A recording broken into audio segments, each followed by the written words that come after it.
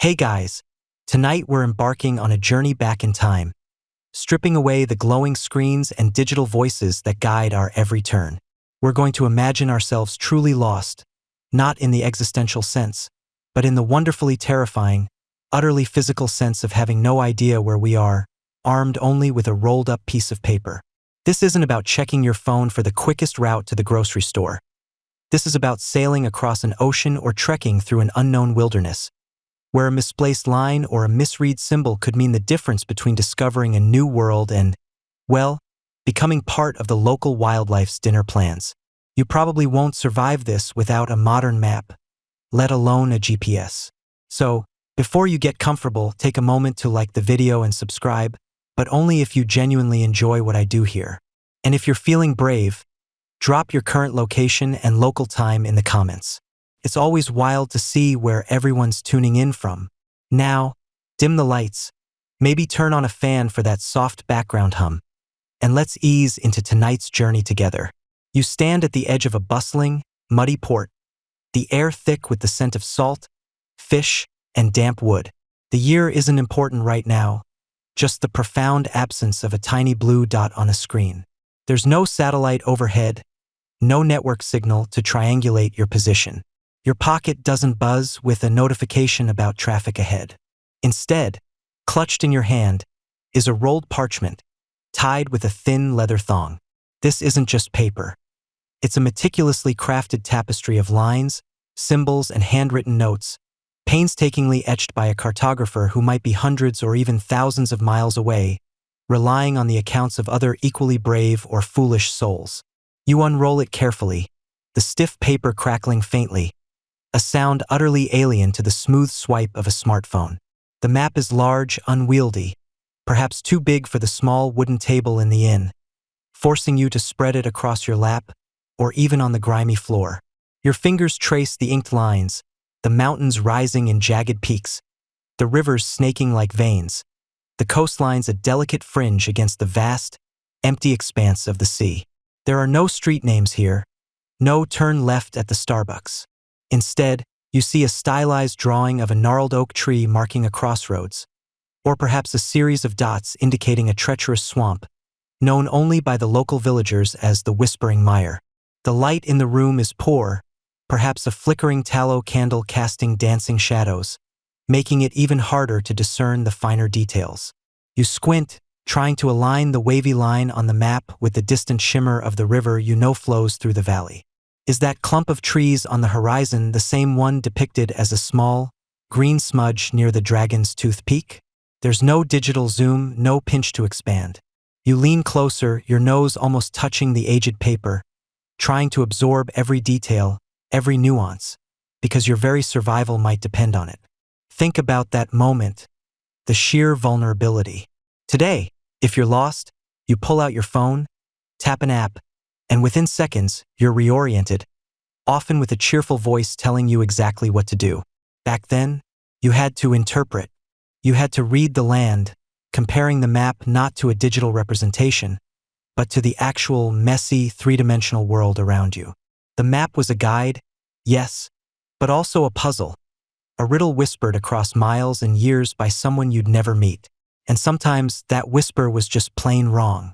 Historians still argue whether the early inclusion of fantastical creatures on maps was pure artistic license, a warning against the unknown, or perhaps a cartographer's subtle way of indicating, beyond this point, I have no bloody clue.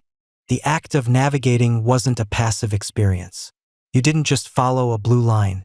You were an active participant, a detective piecing together clues. You'd look for landmarks, a distinctive rock formation, the bend in a river, a lone sentinel tree, and try to match them to the stylized drawings on your map.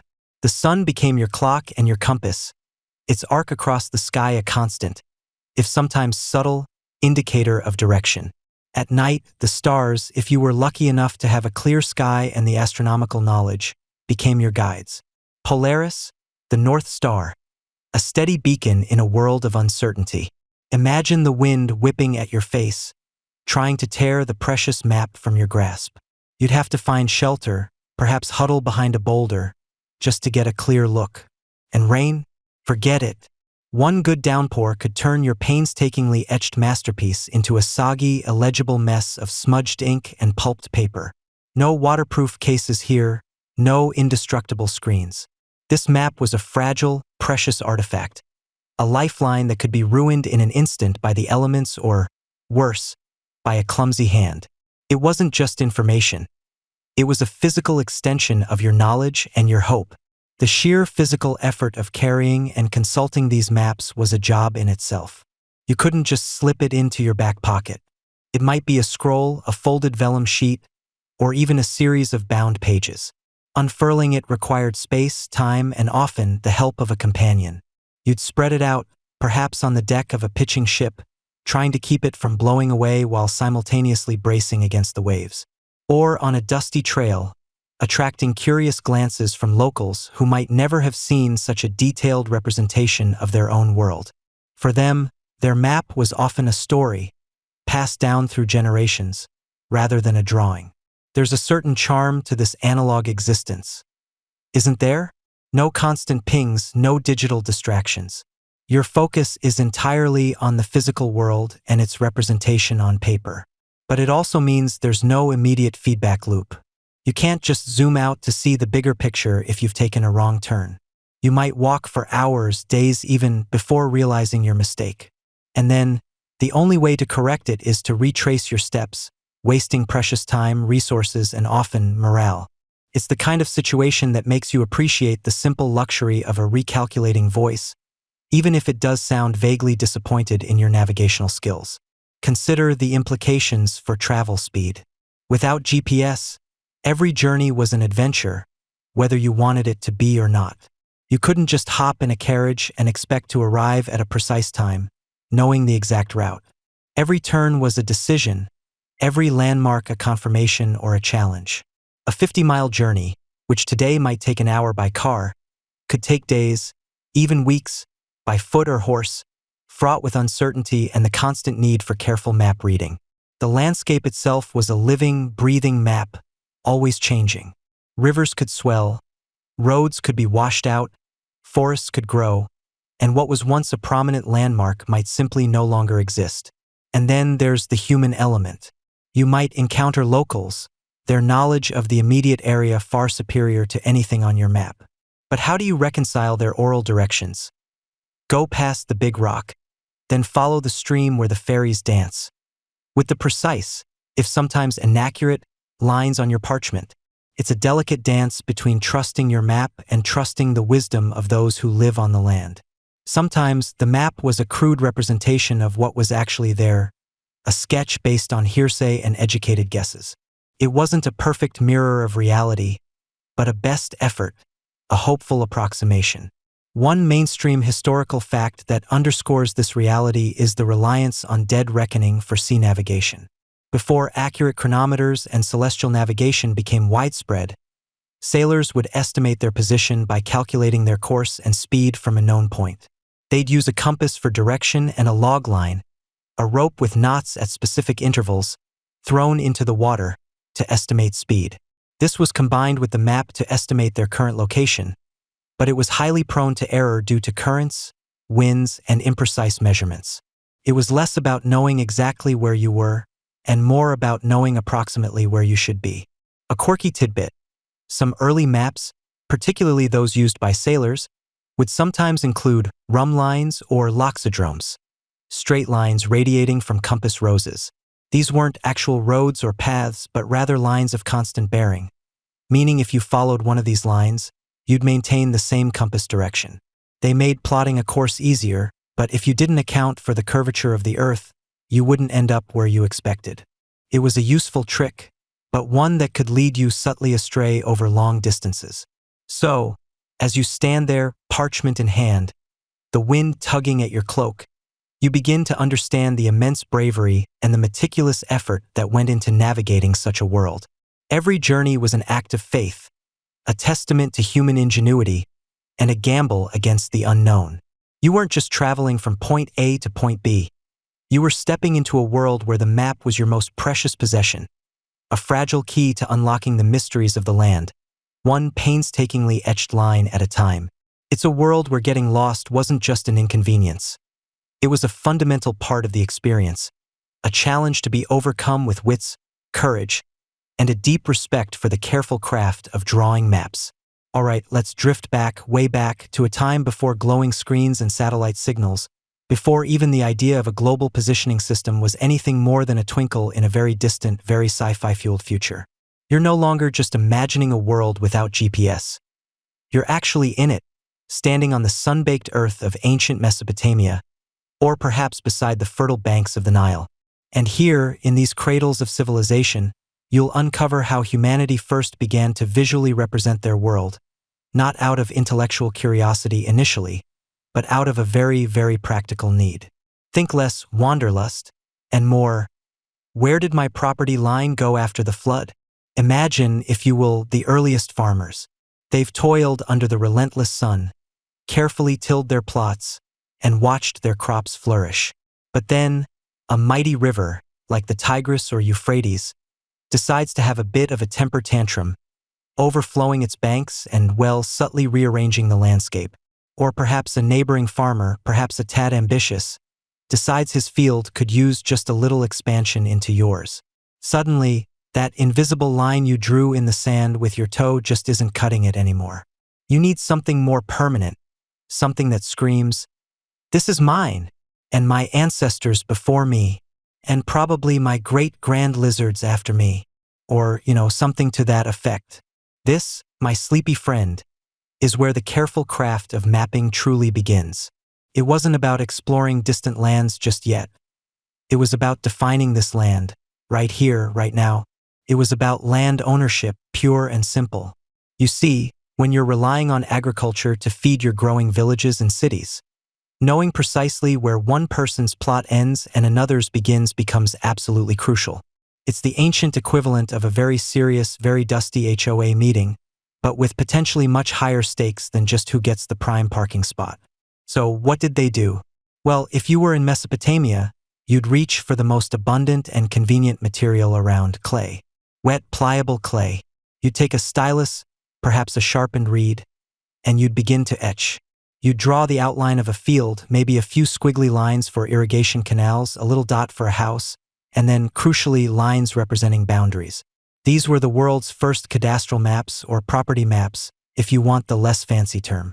They weren't pretty by modern standards, not like the glossy maps you might find in a fantasy novel, but they were immensely functional. They were legal documents, binding agreements baked into hardened earth. You can almost feel the cool, damp clay under your fingers, the satisfying resistance as you press the stylus, knowing that you are, quite literally, drawing the lines of civilization. One of the most famous examples, a real mainstream historical fact for you, is the Babylonian world map, also known as the Imago Mundi, dating back to around the 6th century BCE. Now, it's not a map of the entire world as we know it, not by a long shot. It's a clay tablet depicting Babylon at the center, surrounded by a circular landmass, with the Bitter River, the ocean, encircling it, and distant triangular regions representing mythical or unknown lands. It wasn't just practical in a land ownership sense. It was practical in a conceptual sense, giving people a framework for their known world. But even before this grand world map, countless smaller clay tablets depicted local fields, rivers, and settlements. These were the workhorses of ancient administration. Can you imagine the poor scribe having to redraw the entire neighborhood map every time a new family moved in or a river changed its course? It's enough to make you wish for a rudimentary copy-paste function, or at least a good eraser. The need for accurate land division was amplified by another practical necessity: taxation. How do you tax a farmer if you don't know how much land they cultivate? Empires, even nascent ones, needed a way to assess wealth and collect resources to fund their armies, their temples, their grand building projects. Maps became indispensable tools for the tax collector, allowing rulers to keep track of their territories and the people within them. It was the original "show me the receipts" moment, but the receipts were literally etched into clay. Now let's float down the Nile to ancient Egypt. Here, the challenge wasn't just occasional river tantrums. It was an annual, predictable, and absolutely essential flood. Every year, the Nile would swell, inundate the fertile plains, and then recede, leaving behind rich silt. But it also, quite inconsiderately, wiped away all the existing markers of land ownership. So what did the Egyptians do? They developed a sophisticated system of land surveying, relying on ropes, knots, and basic geometry to reestablish boundaries. Their maps, often drawn on papyrus, a far more delicate medium than clay, but much more portable, served the same purpose: reestablishing order from chaos. The Turin papyrus map from around 1150 BCE is a quirky or fringe tidbit for you. It's considered the earliest surviving geological map, showing gold mines, quarries, and even roads and houses in the Wadi Hammamat region. It's a testament to how specialized and practical these early maps became, moving beyond just property lines to resource management. Imagine trying to explain to your boss why you didn't find the gold. Well, the map got a bit soggy, you see. Beyond land and taxes, trade routes were another huge driver for early mapping. If you're a merchant, you need to know how to get your goods from point A to point B without getting hopelessly lost, running into hostile tribes, or accidentally sailing off the edge of the known world, a common fear, even if not based on flat earth theory just yet. So, early maps would depict rivers, coastlines, mountain passes, and the locations of friendly settlements or dangerous territories. These weren't necessarily drawn to scale in the way we understand it, but they conveyed crucial relational information. If you go 3 days' journey past the Twin Peaks, you'll find the oasis. They were more like early versions of Google Maps directions, but without the helpful voice telling you to turn left in 500 feet. Instead, it was probably more like, turn left at the giant rock that looks vaguely like a grumpy camel, if you're lucky enough to spot it. It's fascinating to consider the underlying thought process behind these early maps. They weren't just drawing what they saw from eye level. They were conceptualizing space from an above perspective, a bird's eye view, even though no human had ever flown. This mental leap, abstracting the three-dimensional world onto a two-dimensional surface, was profound. Historians still argue whether the earliest mapmakers primarily intended their creations to be purely functional tools for navigation and administration, or if there was also a significant symbolic or ritualistic element to them, reflecting a deeper cosmological understanding of their place in the universe. Was the placement of the temple on the map merely practical, or was it also a statement about its divine importance?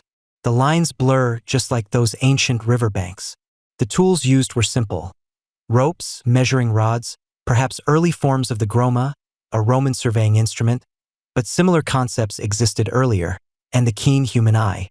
The process was painstaking, often requiring multiple people to work together, stretching ropes, sighting distant markers, and carefully recording the data on clay or papyrus. There was no undo button, no digital backup. A mistake meant starting over, or at least a very messy patch job. Imagine the pressure. It makes you appreciate your smartphone's instant GPS recalibration, doesn't it? If your ancient map had an error, you didn't just miss a turn. You might accidentally march your army into a swamp or build your temple on someone else's property. Big oops. So, from the fundamental need to sort out who owned what, to the strategic importance of knowing where resources lay and how to trade safely, ancient civilizations developed the very first glimmers of cartography. They weren't just drawing lines. They were drawing order from chaos, establishing boundaries, and laying the groundwork for the organized societies that would follow. These early maps, humble as they might seem, were the essential blueprints for civilization itself, proving that even back then, a good map was worth its weight in, well, clay.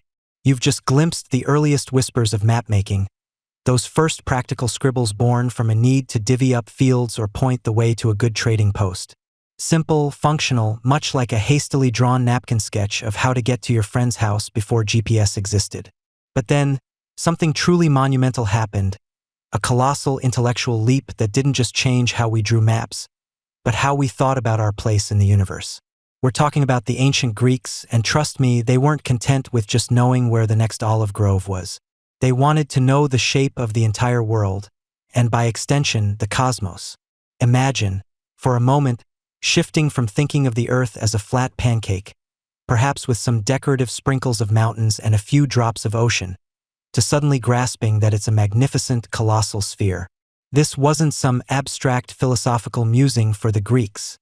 It was a practical, geometric necessity for accurate mapping. It was like upgrading from a flip phone to a smartphone overnight, but instead of apps, you were suddenly burdened with the profound realization that you could fall off the bottom if you weren't careful. Just kidding, of course. But the implications were truly mind-bending.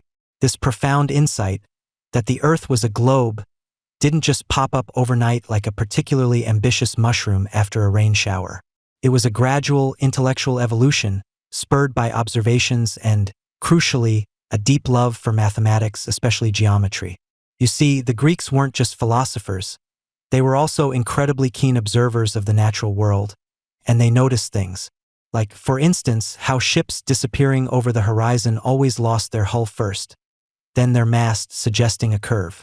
Or how the North Star appeared higher in the sky the further north you traveled. These weren't just curiosities. They were clues. And then, around 240 BC, along came a true intellectual rock star named Eratosthenes. Picture him, not as a brooding academic hunched over dusty scrolls, but as a polymath, a human Google of his time, who served as the chief librarian at the famous Library of Alexandria. Eratosthenes wasn't just good at organizing books. He was a brilliant mathematician, astronomer, and geographer. His most famous feat, the one that still makes cartographers whisper in awe, was calculating the circumference of the Earth with astonishing accuracy, all without leaving the comfort of his library for most of the work. How did he do it? Well, you might find yourself scratching your head at the elegant simplicity of it all. He heard a curious tale. In the city of Syene, modern-day Aswan in Egypt, on the summer solstice, the sun at noon cast no shadow down a deep well. It was perfectly overhead. Meanwhile, in Alexandria, a known distance directly north, a vertical stick did cast a shadow at the same time. This wasn't just a fun party trick. It was a cosmic protractor. Eratosthenes knew the distance between Syene and Alexandria. He probably used official survey records, perhaps even relying on the steady pace of camel caravans or professional bematists who measured distances by counting steps, a truly exhausting job, especially if you had a blister. He also knew that the Earth was a sphere. If the sun's rays were parallel, which they effectively are when they travel such vast distances from our star, then the difference in the angle of the sun's shadow in the two cities was directly proportional to the angle between the two cities at the Earth's center. He measured that angle in Alexandria using a gnomon, basically a fancy stick in the ground, and found it to be about 7.2 degrees. Now pause and let that sink in. He had a small angle on the surface, a known distance, and the understanding that this small angle represented a fraction of the full 360 degrees of a circle. So, if 7.2 degrees was 1/50th of 360 degrees, then the distance between Syene and Alexandria, about 5,000 stadia, which is roughly 800 kilometers or 500 miles, must be 1/50th of the Earth's total circumference. Multiply 5,000 stadia by 50, and you get 250,000 stadia. Convert that to modern units, and his calculation was remarkably close to the actual circumference of 40,075 kilometers, 24,901 miles. Historians still argue whether his stadia unit corresponds exactly to our modern measurements, leading to slight variations in the reported accuracy. But the method was pure genius and undeniably groundbreaking. It was like calculating the entire perimeter of a giant soccer ball just by measuring the distance between two blades of grass and the angle between them. Pretty slick for a guy without a calculator, right? This geometric revelation wasn't just an academic exercise. It fundamentally changed how maps could be conceived. If the Earth was a sphere, then you could start to imagine a grid system much like the latitude and longitude lines we use today. And this is where astronomical observation really started to shine. You see, determining your north-south position, your latitude, became relatively straightforward for the Greeks. All you had to do was measure the height of the North Star, Polaris, above the horizon, or the angle of the sun at its highest point. If Polaris was directly overhead, you were at the North Pole, though no Greek adventurer was quite that brave or cold. If it was on the horizon, you were at the equator. Everywhere in between, its height gave you a direct measure of your latitude. Simple, elegant, and surprisingly accurate even with basic tools like the gnomon or early versions of the astrolabe, which allowed them to measure angles of celestial bodies. But longitude was the trickier sibling in this celestial family.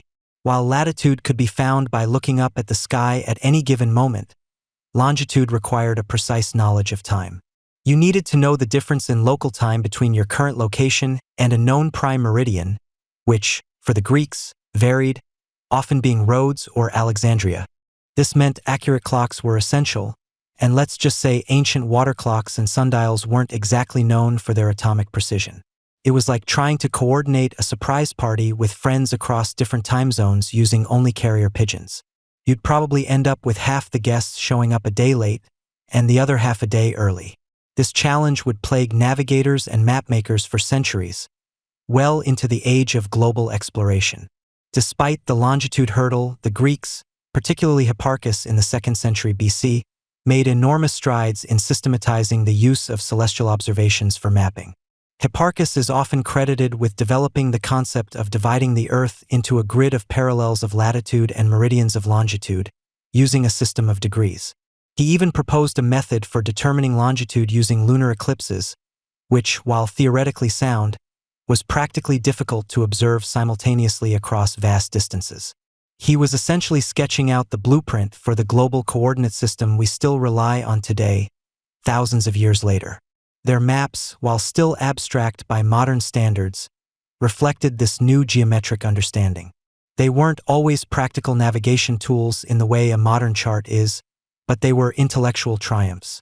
They depicted the oikoumene, the known, inhabited world, often with a central sea, the Mediterranean, and surrounding continents, all encircled by the mythical river Oceanus.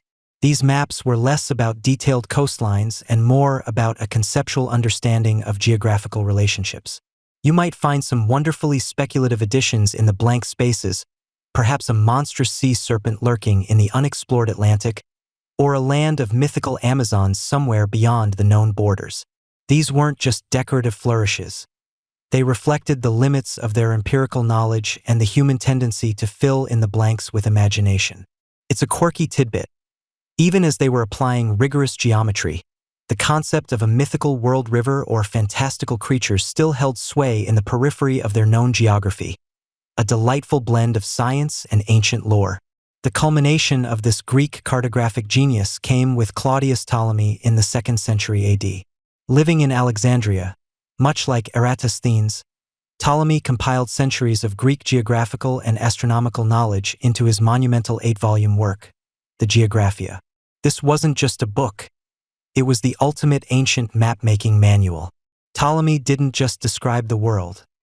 He provided the instructions to draw it. He listed thousands of places with their calculated latitudes and longitudes, offering a systematic approach to global mapping. He even proposed different map projections, ways to represent the spherical Earth on a flat surface, understanding that there would always be some distortion, a problem that still keeps cartographers up at night. He literally laid out the mathematical framework, giving future mapmakers the coordinates and the methods to create their own world maps. Imagine trying to write the entire Google Maps algorithm on papyrus scrolls without a computer.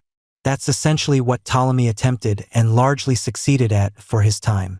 So, while you wouldn't have found a perfectly accurate street-level map of ancient Rome in a Greek library, you would have found the foundational principles that would eventually allow such maps to exist.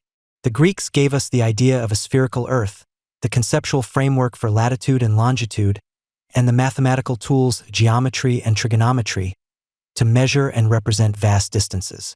They transformed mapmaking from a simple art of drawing what you saw into a rigorous, scientific endeavor, setting the stage for every cartographic advancement that followed. They were the original architects of our global understanding, patiently laying down the invisible grid lines that would one day guide our GPS satellites. You've just witnessed the Greeks, those brilliant minds, reaching for the stars and applying geometry to the very shape of our world, dreaming of a truly scientific cartography. But now, as we gently drift from the theoretical into the intensely pragmatic, you feel the shift in the air, a subtle but profound change in philosophy. We're stepping onto the well-worn, meticulously paved roads of the Roman Empire, where maps weren't just intellectual exercises or artistic expressions. They were, above all else, tools. Sharp, blunt, and utterly indispensable tools of power, administration, and relentless expansion. Imagine, if you will, the sheer, sprawling immensity of the Roman Empire at its zenith. From the misty shores of Britannia to the scorching deserts of North Africa, from the Atlantic coast to the Mesopotamian plains, it was a colossal undertaking to simply manage such a vast dominion. And how do you manage something so huge, so diverse, so constantly in motion? With an iron fist, yes, but also with an organized mind and, crucially, with maps. The Romans weren't particularly interested in mapping the world for the sake of abstract knowledge, not in the same way the Greeks were. They were the ultimate engineers, administrators, and conquerors. If a map didn't help them build a road, move a legion, levy a tax, or put down a rebellion, it probably wasn't high on their priority list. Their cartography was born out of necessity, hammered into shape by the very practical demands of empire. You can almost hear the steady thump-thump-thump of the Roman legions marching across the land, each step echoing the need for clear, actionable spatial information. Consider, for a moment, the backbone of this colossal empire, its legendary road network.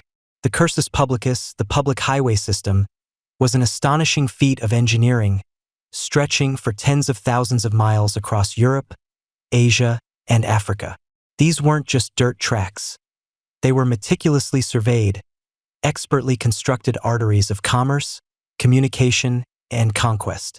And how do you build such a network, ensuring efficient routes, connecting cities, and bypassing treacherous terrain? You use maps. You need maps. You picture a Roman engineer, perhaps a seasoned veteran with a stern face and calloused hands, unrolling a scroll of parchment. On it, you don't see elegant curves representing the true curvature of the earth or theoretical projections. Instead, you see straight lines, marked distances, the locations of military garrisons, inns, mansions, and crucial river crossings. It's a functional diagram, a practical guide. Think of it as the original ways, but with more chariots and fewer annoying pop-up ads about toga sales. This isn't about artistic beauty. It's about getting from point A to point B, quickly and efficiently. Whether you're a messenger carrying imperial decrees, a merchant transporting olive oil, or a legion on the march. One of the most famous surviving examples of Roman-era cartography, though it's a medieval copy, is the Tabula Peutingeriana. As you trace your finger along its immense, elongated form, it's over 22 feet long, but only about a foot wide, you immediately notice something peculiar. It's wildly distorted. Places that are hundreds of miles apart geographically appear squashed together, while others are stretched out. The Mediterranean Sea, for instance, looks less like a sea and more like a river. This isn't a map designed for geographical accuracy in the modern sense. It's an itinerarium, a roadmap. Its purpose was to show routes, distances between towns, and important waypoints. Cities are represented by symbols, a cluster of buildings, perhaps, or a gate, and distances are clearly marked in Roman miles. It's a testament to the Roman focus on utility over precise representation of shape and scale. You can practically hear a Roman traveler saying, "I don't care if Gaul is shaped like a perfect rhombus. I just need to know how many days it'll take to get to Lugdunum and where the next inn is." Beyond roads, maps were crucial for the everyday administration of a sprawling empire. Imagine trying to tax an empire without knowing who owned what, or even where what was. It'd be like trying to organize your sock drawer blindfolded, only with more angry senators and less lint. The Romans were meticulous record keepers, and this extended to land ownership. Specialized surveyors, known as agrimensors, were dispatched across the empire. These professional land measurers used tools like the groma, a cross-shaped sighting device, and measuring chains to precisely delineate property lines, survey agricultural plots, and plan new settlements. Their work generated detailed cadastral maps, essentially ancient property deeds on parchment or bronze, which were vital for taxation, land disputes, and ensuring the efficient use of resources. This systematic approach to land management was a cornerstone of Roman economic stability. And then, of course, there was the military. You're a Roman general, let's say, planning a campaign against some troublesome barbarian tribe beyond the Rhine. You need to know where the enemy is, where your legions are, and crucially, where the nearest fresh water source is, where you can forage for supplies, and where the terrain offers strategic advantages or disadvantages.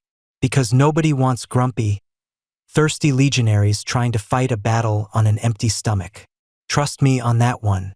Maps were absolutely vital for strategic planning, troop movements, logistics, and even the placement of new fortifications. They allowed commanders to visualize the battlefield, anticipate enemy movements, and plan supply lines with a level of detail that would be impossible without a visual representation of the landscape. Now, while the Tabula Peutingeriana gives us a glimpse into Roman road mapping, what about more detailed city maps? Here's a quirky tidbit for you. One of the most astonishing examples of Roman mapping isn't on parchment at all, but carved into marble. It's the Forma Urbis Romi, a massive, incredibly detailed marble plan of the city of Rome, originally carved between 203 and 211 AD.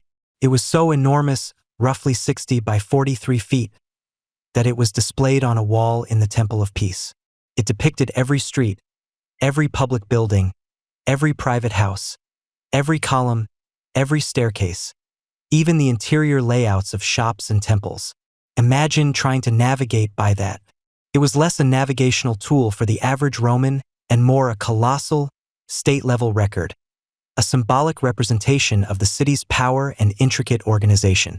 Its fragments, painstakingly reassembled in modern times, reveal an astonishing level of detail and precision, offering an unparalleled glimpse into the layout of ancient Rome. However, despite their immense practical achievements in mapping, historians still argue whether the Romans possessed a truly comprehensive, geographically accurate world map, or if their mapping efforts remained almost exclusively focused on the practicalities of empire management. While they certainly inherited some of the Greek theoretical knowledge and likely had general world maps for educational or symbolic purposes, like the Orbis Terram known from literary descriptions, the surviving evidence strongly suggests their genius lay in applying cartography to real-world problems. They were the masters of the here and now map, the map that served an immediate, tangible purpose. So, as you ponder the Roman legacy, you recognize that their maps, though often less beautiful or scientifically pure than those of the Greeks, were arguably even more impactful on the daily lives of millions. They were the silent, guiding hand behind the legions, the tax collectors, the merchants, and the tireless builders who forged an empire. Their maps weren't just drawn. They were lived, walked, fought over, and built upon, laying the very foundations for the future of organized society. You've journeyed through the precise, administrative world of Roman cartography, where maps were tools of empire, roads, and legions. Now, as the Roman Empire fades into memory, and the shadows of the early medieval period lengthen across Europe, you feel a distinct shift in the very purpose of a map. Imagine stepping from a bustling, practical Roman forum into the hushed, incense-laden interior of a medieval cathedral. The air itself feels different, heavy with contemplation and faith, and so too do the maps you now encounter. You trace your fingers over parchment that feels less like a blueprint for conquest and more like a tapestry woven from prayer and scripture. We're leaving behind the clean lines of Roman roads and the measured distances of Greek projections. You're entering a realm where cartography, for a significant stretch, takes a detour into the symbolic, the spiritual, and, frankly, the wonderfully whimsical. This isn't about finding the quickest route to Gaul anymore. It's often about understanding your place in God's creation. You see maps from this era, commonly known as Mappa Mundi, literally maps of the world. And the first thing that strikes you is their orientation. Unlike the north-up maps you're accustomed to, many of these medieval wonders place east at the top. Why east? Because that's where the sun rises, where paradise, the Garden of Eden, was believed to be located. It's a spiritual compass, guiding your gaze towards salvation, not just a physical destination. You might notice Jerusalem, the holy city, positioned squarely at the very center of the known world. It's a visual anchor, a theological bullseye around which all other lands orbit. This isn't a geographical decision based on latitude and longitude. It's a profound statement of faith, a cartographic sermon. The most common form you'll encounter is the TO map. Imagine a large circle, representing the whole world, surrounded by an ocean. Inside this circle, a T shape divides the landmasses.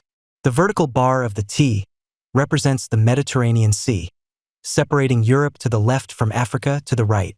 The horizontal bar represents two rivers, the Don and the Nile, dividing Asia, which occupies the entire upper half of the circle, from Europe and Africa below.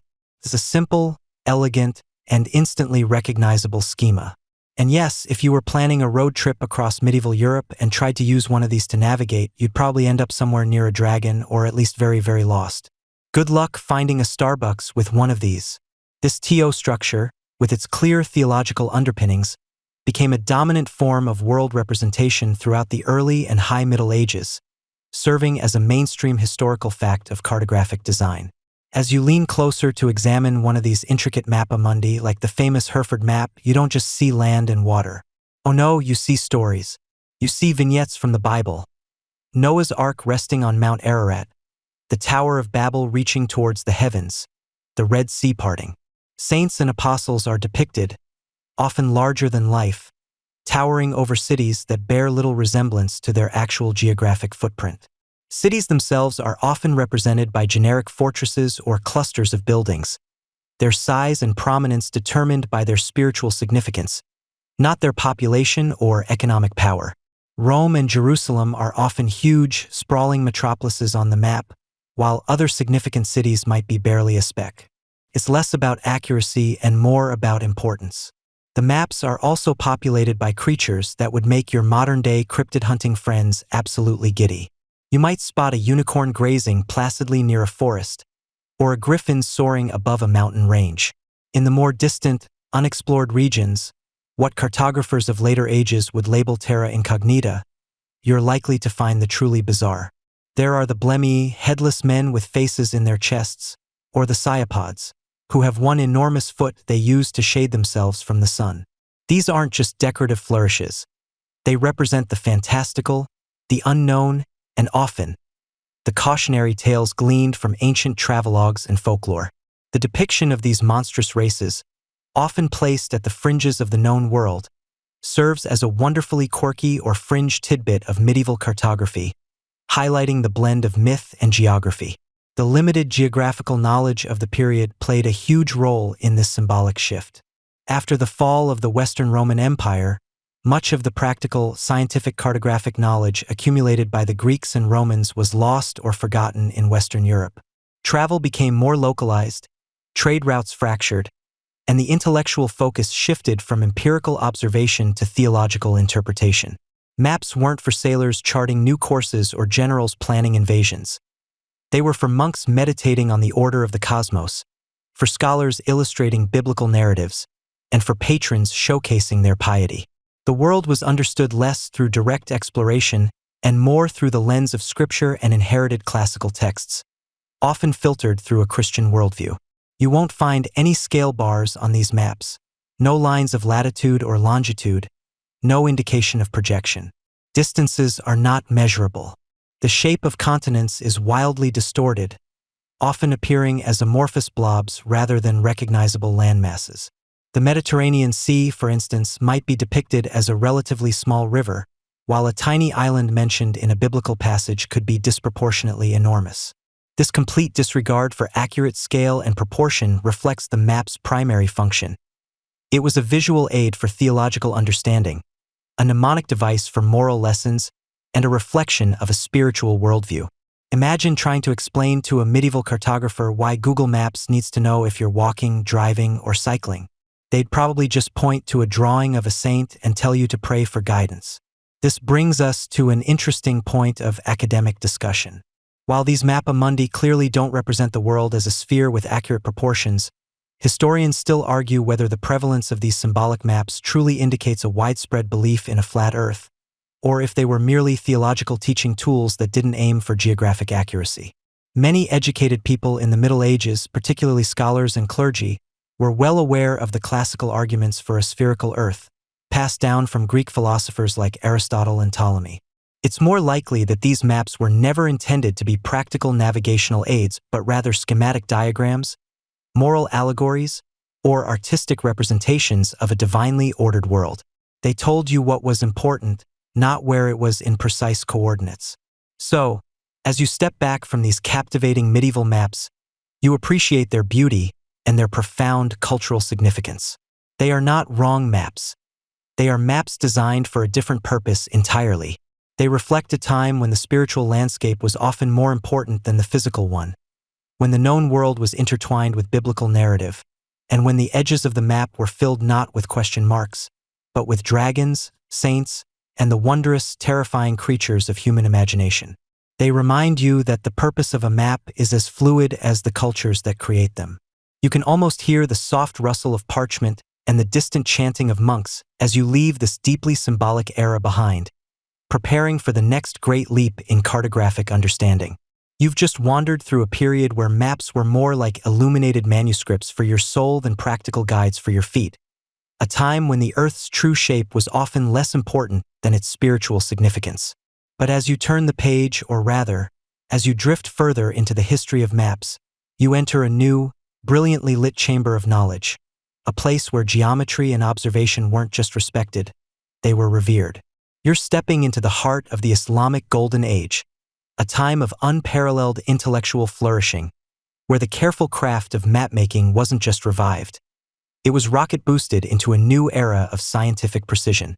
Imagine a world where scholars weren't just arguing about angels on pinheads, but about the circumference of the Earth, the precise location of cities, and the most efficient routes for trade and pilgrimage.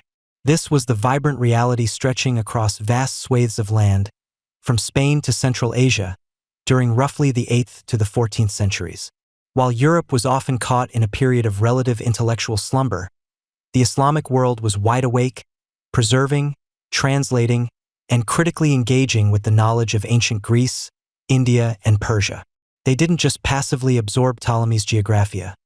They devoured it, corrected its errors, and then took its core principles for a grand joyride across the known world, pushing the boundaries of what was thought possible in cartography. The foundation of this cartographic revolution was, perhaps unsurprisingly, mathematics. These scholars weren't just doodling, they were calculating. You see the elegant script of Arabic numerals, a system far more efficient than Roman numerals, flowing across papyrus and parchment. Algebra, trigonometry, and geometry weren't abstract concepts to be feared, but powerful tools to be wielded. They understood the spherical nature of the Earth with a clarity that would astound many of their European contemporaries. You can almost hear the quiet scratching of reeds on paper as a scholar meticulously calculates the Earth's circumference, or the precise distance between two cities, using trigonometry and astronomical observations. It's like they had a secret weapon, and that weapon was a deep, abiding love for numbers. Honestly, if my high school math teachers had presented algebra as the key to mapping the world, I might have paid a little more attention. One of their most significant contributions was the systematic collection of empirical data. This wasn't just about theoretical calculations from ancient texts, it was about getting out there and measuring. Think of it as the world's first truly global, crowdsourced geographical data project, but without Wi-Fi, satellites, or even decent coffee shops along the way. Merchants, pilgrims, and explorers ventured across vast deserts, navigated treacherous seas, and traversed towering mountain ranges, meticulously noting distances, landmarks, and the positions of stars. They gathered first-hand accounts, verified existing information, and constantly sought to refine their understanding of the world's geography. You might picture a lone scholar, hunched over an astrolabe, that beautiful, complex instrument that looks like a brass puzzle. He's squinting up at the night sky not just for a pretty view, but to measure the altitude of celestial bodies. By doing so, he could determine the latitude of his location with impressive accuracy. Then, with the aid of water clocks or sandglasses, he'd track time, which, combined with observations of lunar eclipses, could help him estimate longitude. It was an intricate dance between the heavens and the earth, all performed with instruments that were, by modern standards, incredibly rudimentary, yet in their hands became instruments of unparalleled precision. They also developed advanced quadrants and improved on existing surveying techniques, turning the art of land measurement into a rigorous science. One mainstream historical fact that truly highlights this era's achievement is the work of Muhammad al-Idrisi. Commissioned by Roger II, the Norman king of Sicily, al-Idrisi spent 15 years in the 12th century compiling all known geographical information into a monumental work known as the Tabula Rogeriana, or the excursion of one who is eager to traverse the regions of the world. This wasn't just a single map. It was a vast world map on a silver disc weighing over 400 pounds, accompanied by a 10-volume book describing the geography of every region. Imagine trying to fold that into your backpack for a hike. The map itself is lost, but its detailed descriptions and smaller regional maps contained within the book survived, showcasing an astonishing level of detail for its time, covering Europe, Asia, and most of Africa with greater accuracy than any previous map. It even depicted the source of the Nile, a mystery that would baffle Europeans for centuries to come. Now, for a quirky tidbit, many Islamic maps, particularly those from the early periods, often place south at the top. This might seem counterintuitive to your modern, north-up sensibilities, but it made perfect sense to them. The Kaaba in Mecca, the holiest site in Islam, was often depicted at the center of their world maps, and the south was traditionally considered the direction of the Arabian Peninsula and the source of the Nile. It's like they were saying, hey, this is our world, and this is how we see it. So, if you ever find yourself looking at an old Islamic map and feel a little disoriented, just remember to flip your mental compass. It's a delightful reminder that there's no single right way to orient a map. It's all about perspective. The precision and global reach of Islamic cartography weren't just for show. They were vital for practical purposes. Trade routes, from the bustling markets of Baghdad to the distant shores of China, relied on accurate navigational charts. The annual Hajj pilgrimage to Mecca required precise knowledge of routes and distances, ensuring millions of faithful could find their way. Empires needed maps for administration, taxation, and military movements. You can almost hear the rustle of a map being unrolled in a sultan's court, showing the vastness of his domain, or a merchant carefully tracing his journey across the Silk Road. This period also saw the flourishing of geographical dictionaries and books of roads and kingdoms, which were essentially early travel guides, meticulously listing cities, distances, resources, and even local customs. These weren't just dry lists. They were vibrant narratives, painting a picture of the world for those who couldn't travel it themselves. They were the original Google Street View, but with more camels and fewer privacy concerns. However, despite their phenomenal advancements, the Islamic cartographers, like all mapmakers before the age of satellite imagery, still faced inherent limitations. While they corrected many of Ptolemy's errors, especially regarding the Indian Ocean, some inaccuracies persisted, particularly in the far reaches of the globe where direct observation was scarce. Historians still debate the precise extent to which these Islamic maps were influenced by, or in turn influenced, the cartographic traditions of China and India, suggesting a complex web of knowledge exchange across continents. What is clear, though, is that the Islamic Golden Age provided a crucial bridge, not just between ancient knowledge and the European Renaissance, but also between theoretical geography and practical, empirical mapmaking. They didn't just copy the past. They interrogated it, improved it, and then laid the groundwork for the next great leaps in understanding our planet. You can almost feel the weight of their ambition, the sheer intellectual energy that went into charting such a vast and diverse world. It wasn't just about drawing lines on paper. It was about understanding the very fabric of the earth, its curvature, its vastness, and the intricate connections between its distant corners. They took the nascent science of cartography, dusted it off, added a healthy dose of mathematical rigor, and then sent it soaring to new heights of precision and global understanding. When you see the intricate details on a modern map or effortlessly navigate with your phone, remember the quiet, dedicated scholars of the Islamic Golden Age, who, with their astrolabes, their calculations, and their insatiable curiosity, truly revitalized the careful craft of drawing maps. You've just drifted through the slightly murky, sometimes mystical waters of the medieval period, where maps were less about precise coordinates and more about spiritual journeys or simply making sure you didn't accidentally sail off the edge of a flat earth. Which, by the way, most educated people didn't actually believe, but it makes for a good story, doesn't it? Now you feel a gentle current shifting beneath you, a new dawn breaking, not just in the sky, but in the very way humans thought about their world. You are easing into the embrace of the Renaissance, a period bursting with a renewed curiosity, a fervent desire to look at the world with fresh eyes, and, crucially, with a ruler and a compass. This wasn't just an artistic blossoming. It was a scientific awakening, and cartography, the careful craft of drawing maps, was right there at the very heart of it, getting a much-needed intellectual glow-up. Imagine, if you will, the academic equivalent of discovering a lost treasure chest, not filled with gold, but with dusty, brittle scrolls.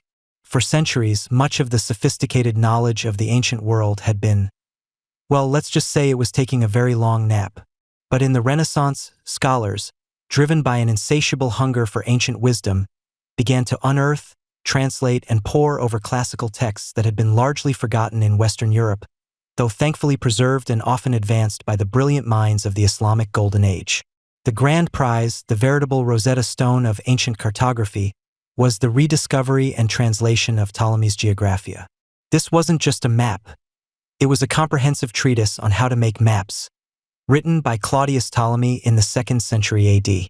Think of it as the world's first serious cartographic textbook, complete with instructions. You can almost hear the excited whispers in the scriptoriums, the rustle of parchment, the soft scratch of quill on paper as scholars meticulously copied and translated these revelations. Ptolemy laid out a system that was, for its time, utterly revolutionary. He didn't just tell you where places were. He told you how to find them using a grid system of latitude and longitude. He explained different map projections, how to take the curved surface of the Earth and flatten it onto a piece of paper without distorting it too much. It was the ancient world's version of a sophisticated GPS algorithm, just without the friendly voice telling you to turn left at the camel market. Before Ptolemy, many maps were symbolic or based on travelogues and hearsay. After Ptolemy, the goal became mathematical precision. You suddenly had a framework, a set of rules, to make maps that were not just pretty pictures but accurate scientific instruments. It was like suddenly being given the secret recipe for baking a perfect soufflé after years of just guessing ingredients. The initial maps based on Ptolemy's Geographia were, of course, a bit retro. They depicted the world as Ptolemy knew it, which meant a lot of Europe, North Africa, and Asia, but with vast, intriguing blank spaces where the Americas would one day be. And even within the known world, Ptolemy's measurements, taken with ancient tools and limited by the technology of his era, weren't always spot on. Imagine trying to map your entire neighborhood using only a really long string and a sundial. Still, the methodology was golden. It provided a powerful intellectual framework that cartographers could then apply to new discoveries, integrating them into a coherent, measurable system. This mainstream historical fact, the rediscovery and application of Ptolemy's work, truly jump-started the scientific mapping of the world as we understand it today.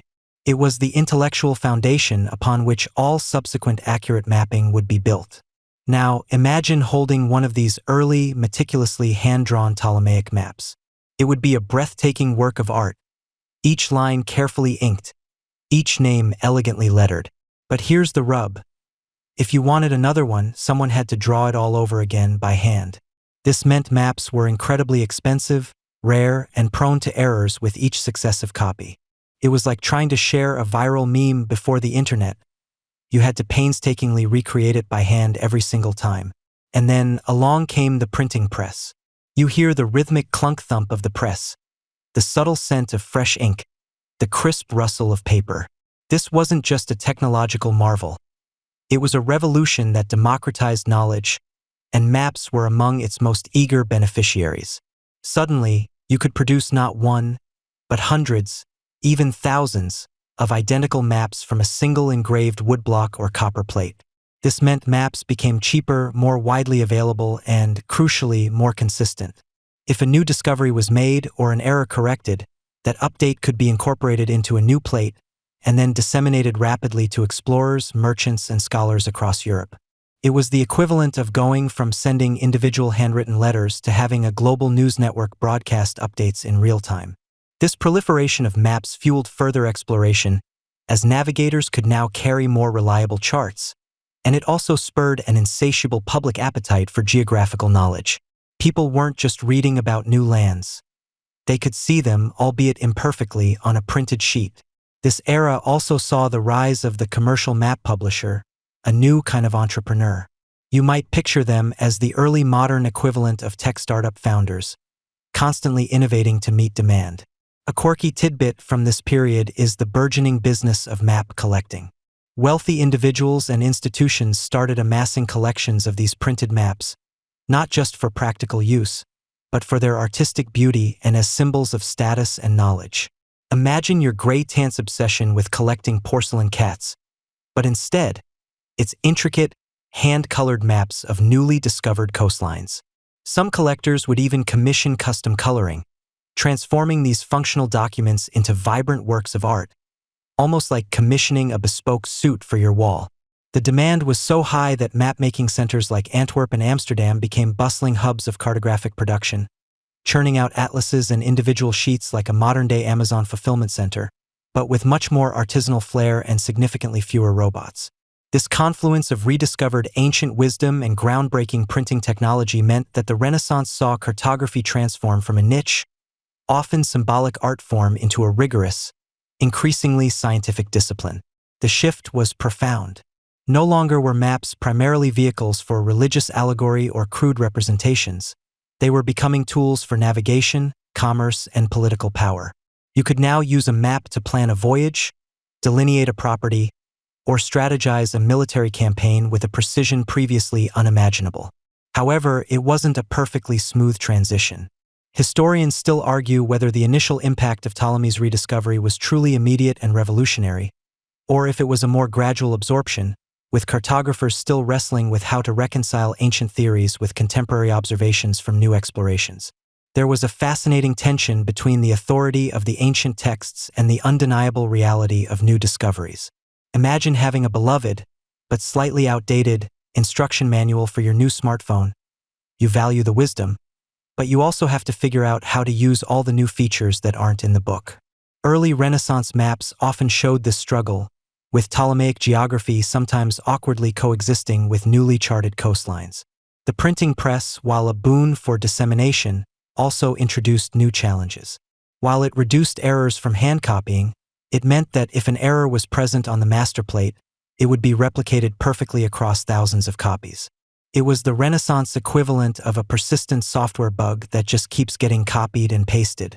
But the benefits far outweighed these quirks. The ability to mass-produce atlases, for instance, was a game-changer. Abraham Ortelius's Theatrum Orbis Terrarum, published in 1570, is often considered the first true modern atlas. It wasn't just a collection of maps. It was a systematically organized compilation, with a consistent format and accompanying text, all made possible by the printing press. You could buy a single volume and have a comprehensive, if not always perfectly accurate, view of the entire known world. So, as you slowly close your eyes on this fascinating period, you can almost feel the shift in the intellectual air. The Renaissance wasn't just about beautiful paintings and grand architecture. It was about a fundamental change in how humans perceived and interacted with their world. Maps, once rare and often inaccurate curiosities, became essential instruments, powerful tools for understanding, navigating, and ultimately, conquering the vastness of the earth. They were the silent, paper-based guides that helped humanity step out of the shadows of limited knowledge and into the bright, expansive light of exploration and discovery, all thanks to some rediscovered old books and a very clever machine that went clunk-thump. Now, imagine you're standing on the deck of a creaking wooden ship, the salty spray misting your face, the endless horizon stretching out before you. The year is, say, 1492 or perhaps a little later, as the world begins to stretch its known boundaries. You've left the familiar shores behind, and every day, you are pushing further into the great, shimmering unknown. This, my friend, is the age of exploration, and suddenly, the careful craft of drawing maps isn't just a nice-to-have. It's a desperate life-or-death necessity. You see, for centuries, maps had been evolving, slowly gaining precision, but they were still largely confined to the well-trodden paths, the coastal lines, and the trade routes that generations had navigated. But now, with the lure of new riches, spices from the east, gold from lands unimagined, and the sheer prestige of discovering a new route or a new continent, European powers were launching expeditions into the truly blank spaces of the world. And a blank space on a map, when you're sailing towards it, is less a curiosity and more a terrifying abyss. Think about it from the perspective of a ship's captain. You've got hundreds of lives on board, a king's fortune invested in your voyage, and the hopes of an entire nation resting on your shoulders. You're sailing day after day, week after week, with only the stars, the sun, and your best guess to guide you. You might know your latitude fairly well by observing the celestial bodies, but your longitude? That's still a wild guess, subject to the whims of currents and imprecise timekeeping. You're essentially playing a cosmic game of Marco Polo, but if you shout polo, and there's no land, you're just adrift. Imagine trying to find your way to the grocery store, but instead of a soothing voice telling you to turn left, you have a parchment map with "Here be dragons" scribbled in the margins, and your only snack is hardtack. That's the vibe. The need for accurate maps wasn't just about avoiding rocks and shoals, though that was certainly a high priority. It was about economics. If you could find a faster, safer sea route to the Spice Islands, you could undercut your rivals and make a fortune. If you could precisely chart a new coastline, you could claim it for your monarch, exploit its resources, and establish new colonies. Without a reliable map, any discovery was just a fleeting encounter, difficult to replicate or exploit. You couldn't send a follow-up expedition if you didn't know exactly where the first one had gone. It was like finding a secret treasure chest, but forgetting to mark the spot. So, the pressure on cartographers and navigators during this period was immense. Their mistakes could mean mutiny, starvation, or the loss of entire fleets. They desperately needed ways to measure distances, angles, and positions with unprecedented accuracy, often while battling storms, scurvy, and the sheer isolation of the open ocean. This wasn't just about making beautiful drawings. It was about laying the groundwork for empires. One of the most famous examples of this desperate need, and the incredible lengths explorers went to, is the voyage of Ferdinand Magellan. His expedition, which set sail in 1519, aimed to find a western sea route to the Spice Islands and, inadvertently, achieved the first circumnavigation of the Earth. This journey truly revealed the vastness of the Pacific Ocean, a body of water so immense that it made existing maps look like quaint little doodles. Imagine setting out across an ocean that literally no European had ever crossed, with no concept of its true size. Every day, you're sailing further into a void. Magellan himself didn't complete the journey, dying in the Philippines, but his crew, under Juan Sebastián Elcano, finished the circumnavigation. This monumental feat didn't just prove the world was round. It proved how big it was, and how much was still unmapped. It was a cartographic wake-up call of epic proportions. The urgency of this mapping drive also led to a fascinating, if sometimes frustrating, practice: map secrecy. Nations, particularly Portugal and Spain, who were at the forefront of these early explorations, guarded their cartographic knowledge like state secrets. If you had a map showing a new, profitable route or a previously unknown landmass, that was a strategic advantage. Sharing it was akin to giving away your trade secrets. So, you might find a captain's logbook filled with cryptic notes, or maps with deliberate inaccuracies introduced to mislead potential spies. Imagine trying to navigate by a map that someone intentionally made wrong, just to mess with the competition. It adds a whole new layer of desperate to the need for reliable information. Historians still debate the true extent to which European powers shared or hoarded cartographic knowledge during this period, and how much this secrecy hindered or spurred further exploration. The explorers themselves were, in a way, living data collection machines.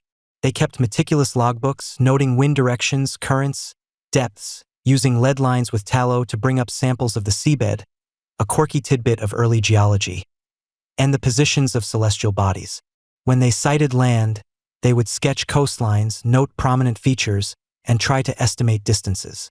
This raw, often rough, data would then be sent back to the cartographers in Europe, who would meticulously translate these observations onto new charts.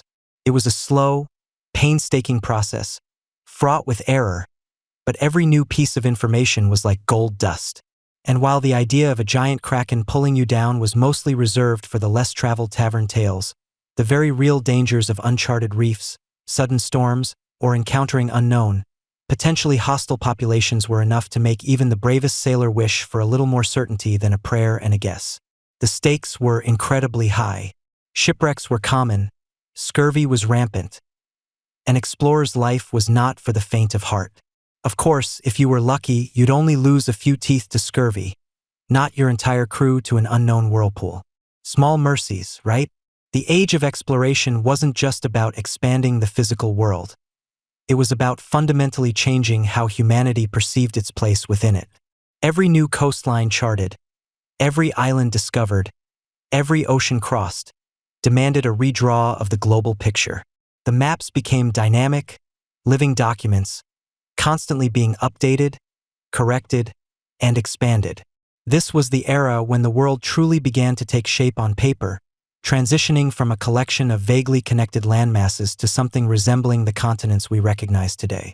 The desperate need for these maps fueled innovation, pushed boundaries, and laid the groundwork for the more systematic and scientific mapping techniques that would follow. It was a time when maps were not just tools, but the very embodiment of human ambition and the boundless courage to venture into the unknown. You stand on the deck of a rolling ship, or perhaps on a windswept hill, gazing out at a world that stretches, unknown and unmapped, before you. There's no glowing screen in your hand, no satellite chirping down your precise coordinates from orbit.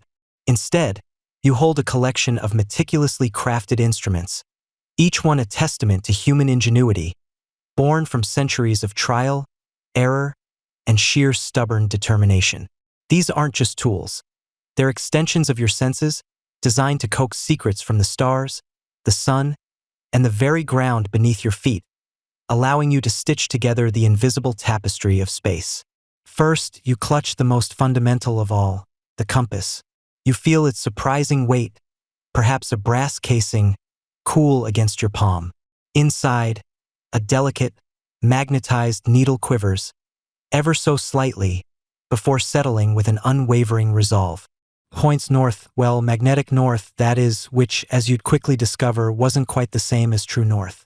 This subtle but significant difference, known as magnetic declination, could lead you quite literally astray if you weren't careful. Imagine trying to find your way to a friend's house, only to realize their directions were based on a slightly skewed version of reality. It's a small detail, but one that could mean the difference between discovering a new continent and sailing endlessly into oblivion. Still, for basic direction and relative positioning, the compass was a game changer, liberating navigators from the sole reliance on celestial bodies, especially on cloudy days. Historians still argue whether the invention of the compass truly originated in China or if its independent development occurred in Europe simultaneously, given the slightly different designs and applications that emerged. What's certain is that its widespread adoption transformed navigation. But knowing your direction is only half the battle. You also need to know where you are. For this, you turn your gaze skyward, to the eternal dance of the sun and stars. Enter the astrolabe, a marvel of ancient engineering. You hold this intricate brass disc, feeling its weight, perhaps a pound or two of finely engraved metal. It's a miniature universe in your hand, with a movable reedy, a web-like star map, and an alidade, a sighting rule, pivoted at its center. You lift it, letting it hang freely from a small ring, and squint through the alidade, aligning it with a celestial body, perhaps Polaris, that dependable northern anchor, or the sun at its highest point. The quiet click as you adjust its movable parts, the faint glint of light on polished metal, the careful reading of the angular scale etched around its rim. With this, you could determine your latitude, your distance north or south of the equator, by measuring the altitude of a known star or the sun. It was a sophisticated piece of kit, often beautifully decorated, and using it felt less like a chore and more like a profound conversation with the cosmos, a moment of quiet communion between human ingenuity and stellar grandeur. As centuries passed, the astrolabe evolved, giving way to simpler, more specialized tools like the quadrant. Imagine a quarter circle of wood or brass, with a plumb bob hanging from its apex. You'd hold it up, sighting along one edge, and the plumb bob would swing down, indicating the angle of the star or sun. Easier to make, perhaps, but still requiring a steady hand and a keen eye.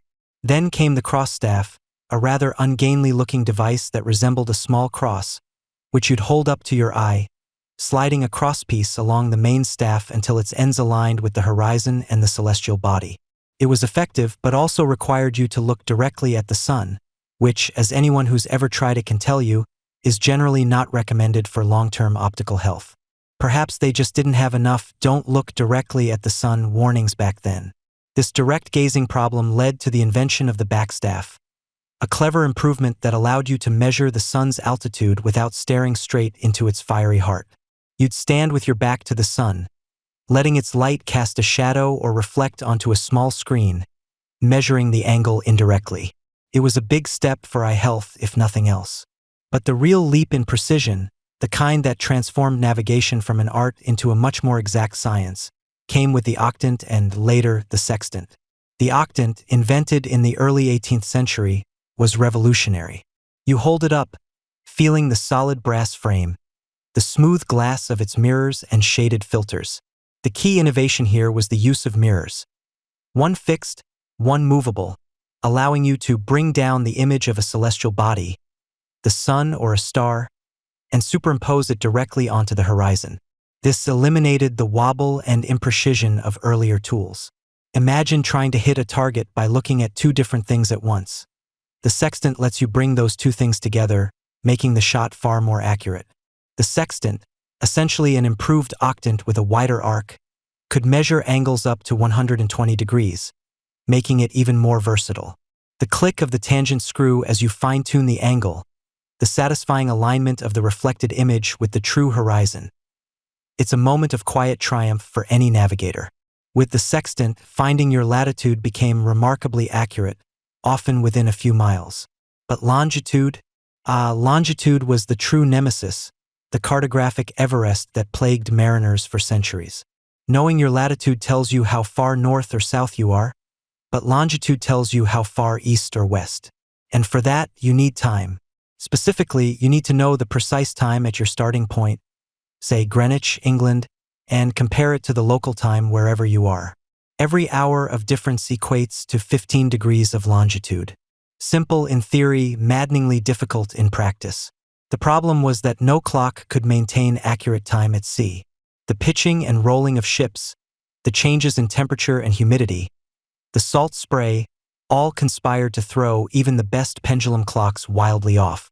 Imagine trying to keep a grandfather clock running accurately while it's strapped to a bucking bronco. That was the challenge. For centuries, various methods were tried: lunar distances, complex calculations based on the moon's position relative to stars, eclipses of Jupiter's moons, visible only with powerful telescopes and only at night and only if you weren't too far from Jupiter's plane, even dead reckoning, basically an educated guess based on speed and direction, which accumulated errors faster than a snowball rolling downhill.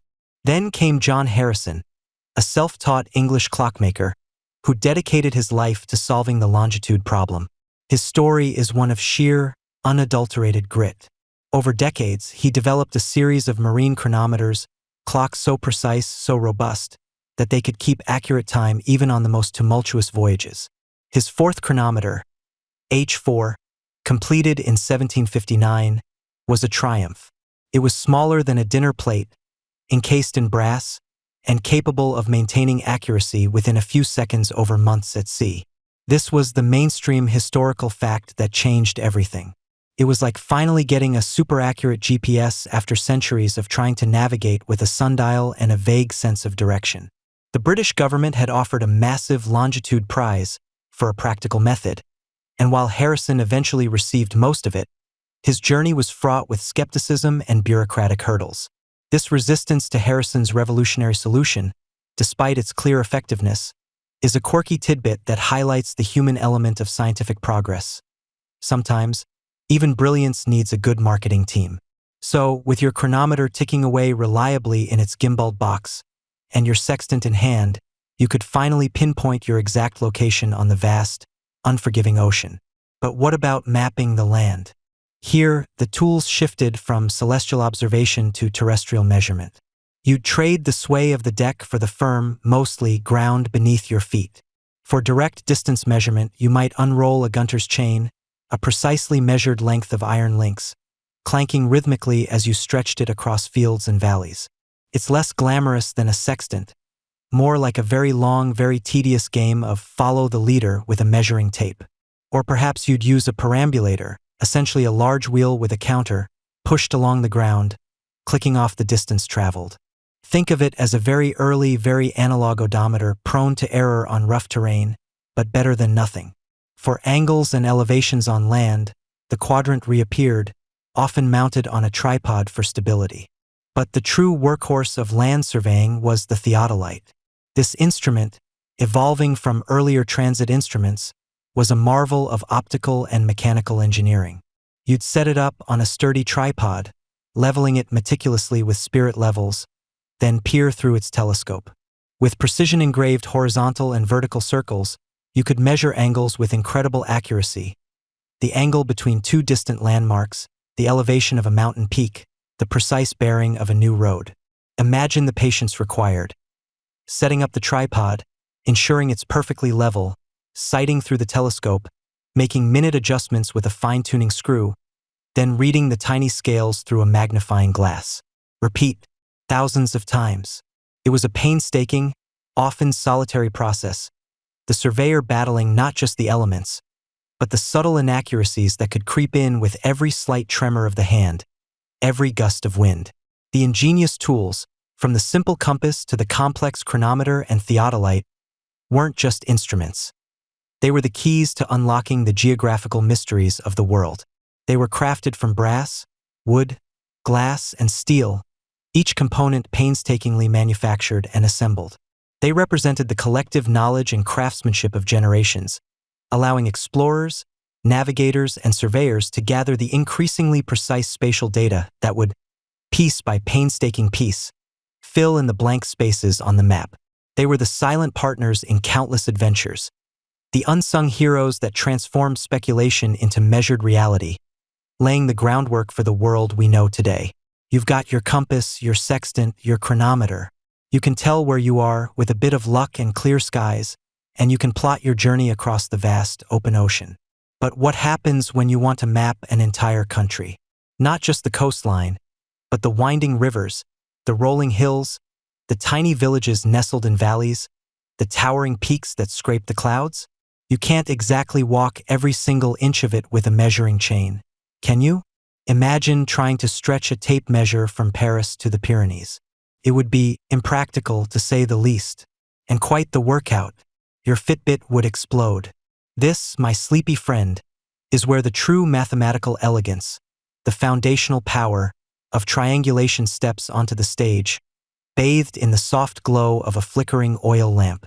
It was a revolutionary concept, a stroke of genius that allowed cartographers to map vast landscapes with a precision previously unimaginable, transforming the very act of charting the world from an arduous, linear slog into a network of interconnected certainty. Picture this. You're standing in a perfectly flat field, perhaps somewhere in the gentle countryside of France, or the rolling green hills of England, on a crisp, clear morning in the late 18th century. The air is cool, perhaps a little damp with dew, and the only sounds are the distant bleating of sheep and the hushed, methodical voices of your survey team. Your task, should you choose to accept it, is to measure a single, perfectly straight line. This isn't just any line. This is your baseline, the very foundation of your entire map. It might be several miles long, and it has to be measured with excruciating accuracy. You're not just using a simple tape measure here, oh no. You might be carefully laying down specially crafted, precisely calibrated chains, perhaps made of iron, or even more advanced, using long, rigid rods of wood or glass, painstakingly aligned end to end. Each segment is checked, rechecked, and checked again. You account for every tiny bump, every slight dip, every minuscule change in temperature that could make the metal expand or contract even a hair's breadth. It's a slow, deliberate dance, perhaps a bit like trying to perfectly align a row of dominoes that stretch for miles, knowing one tiny wobble could throw off everything that follows. You might even have to dig up a few inconvenient molehills. Honestly, the moles were probably the least cooperative part of the survey. "Excuse me, Mr. Mole, could you please relocate your subterranean empire? We're trying to measure the world here." Once you have this meticulously measured baseline, let's say it's exactly 5 miles long, you then select a prominent landmark in the distance. Perhaps it's a church spire, glinting in the morning sun, or a distant mountain peak, its summit hazy against the horizon. From each end of your baseline, you set up a sophisticated instrument called a theodolite. Imagine a very fancy telescope mounted on a precisely graduated circle, capable of measuring angles with incredible accuracy. You sight the telescope first to one end of your baseline, then to the distant landmark, and carefully, oh so carefully, you read the angle. Then you move to the other end of your baseline and repeat the process. Now, here's where the magic, the sheer mathematical elegance, truly comes into play. You have a triangle. You know the length of one side, your baseline, and you know the measure of the two angles at either end of that side. With these three pieces of information, using the fundamental laws of trigonometry, specifically the law of sines, you can calculate the lengths of the other two sides of that triangle and the third angle without ever having to physically measure them. It's like solving a giant, real-world geometry problem, only instead of finding x on a piece of paper, you're finding the distance to a distant mountain. It's almost disappointingly simple in principle, yet monumentally powerful in application. Who knew high school geometry would turn out to be so utterly indispensable? Certainly not me when I was trying to avoid it. Once you've calculated the distance to that first distant point, that point itself becomes part of your known network. It's now a new vertex in your ever-expanding web of invisible triangles. You can then use one of the newly calculated sides of your first triangle as the baseline for a new triangle, picking another distant landmark, measuring new angles, and calculating new distances. And so, point by point, triangle by triangle, you begin to build a vast, interconnected network that covers an entire region, a whole country. You're not measuring every road or field, but rather establishing precise, known points across the landscape, like an invisible scaffolding upon which the more detailed features can later be hung. The quiet click of the theodolite, the whispered readings, the rustle of paper as calculations are made, these were the sounds of a continent being precisely measured for the first time. This method, though conceived earlier by brilliant minds like the Dutch mathematician Willebroord Snellius in the 17th century, truly came into its own with the great national surveys of the 18th and 19th centuries. The most famous, perhaps, is the monumental undertaking by the Cassini family in France. For generations, from Jean-Dominique Cassini I to Jacques Cassini, then César-François Cassini de Thury, and finally Jean-Dominique Cassini IV, this family dedicated themselves to creating the first comprehensive, triangulated map of an entire nation. The Carte de Cassini, as it became known, was a colossal achievement, a map of France so accurate and detailed that it remained the definitive map of the country for over a century. It was a testament not just to mathematical genius, but to incredible perseverance, often involving climbing mountains, setting up survey stations in remote areas, and dealing with all the unpredictable quirks of nature. Imagine trying to keep your delicate instruments steady in a gale-force wind atop Mont Blanc. Across the Channel, the British were hot on their heels with the Ordnance Survey, born partly out of a military need for accurate maps during the Napoleonic Wars. Their challenges were just as immense. For their initial baseline measurement on Hounslow Heath, they used not just chains, but long, meticulously crafted glass rods, then later, Invar wires, an alloy that barely expands or contracts with temperature changes, ensuring an almost unimaginable level of precision. And for their primary triangulation, they employed colossal instruments, none more famous than Jesse Ramsden's great theodolite. This beast of an instrument, weighing over 200 pounds, with a 3-foot diameter circle for measuring angles, was so massive and delicate that transporting it across the rugged British countryside was a Herculean task in itself. Imagine trying to get that through a muddy field. It was more like moving a small brass and glass elephant than a piece of scientific equipment. This wasn't just surveying, it was extreme instrument logistics. The drive behind these massive national surveys was multifaceted. On one hand, there was the pure scientific curiosity, the desire to truly understand the shape and size of the Earth, to refine geodesy, the science of measuring the Earth's geometric shape, orientation in space, and gravity field. On the other, there were intensely practical, often geopolitical motivations. Accurate maps were indispensable for military defense, for planning troop movements, and for fortifying borders. They were crucial for the efficient collection of taxes, for clearly defining land ownership, and for the planning of vast infrastructure projects, canals, roads, and later railways. Historians still argue whether scientific ambition or military and economic necessity was the primary driver for these monumental national surveys. Was it a quest for knowledge, or a quest for control. Perhaps, as is often the case, it was a beautiful blend of both. Of course, even with this incredible mathematical tool, the process wasn't without its challenges. You still needed clear lines of sight, which meant felling trees, building temporary towers on hilltops, or waiting for weeks for the fog to lift. Atmospheric refraction could bend light rays, making distant objects appear higher or lower than they actually were, requiring complex corrections. And, as always, there was the ever-present possibility of human error, a misread angle, a misplaced decimal point. But the beauty of triangulation was its self-correcting nature. Errors could often be detected and isolated by comparing different triangles in the network, allowing for adjustments and refinements. This systematic, geometric approach to mapping transformed how we viewed and interacted with our world. It moved mapping from a descriptive art to a precise science, laying the groundwork for everything that came after. It allowed nations to truly know themselves, to understand their own geography in minute detail. And all of it, every single precise measurement, every calculated distance, every perfectly formed triangle, was done by human hands with human ingenuity long before a satellite ever orbited our planet. It's a quiet testament to the power of observation, patience, and the profound elegance of mathematics. You might not have the patience for a mile-long baseline measurement, but you can certainly appreciate the sheer dedication it took. Now, close your eyes and imagine those invisible triangles stretching across continents.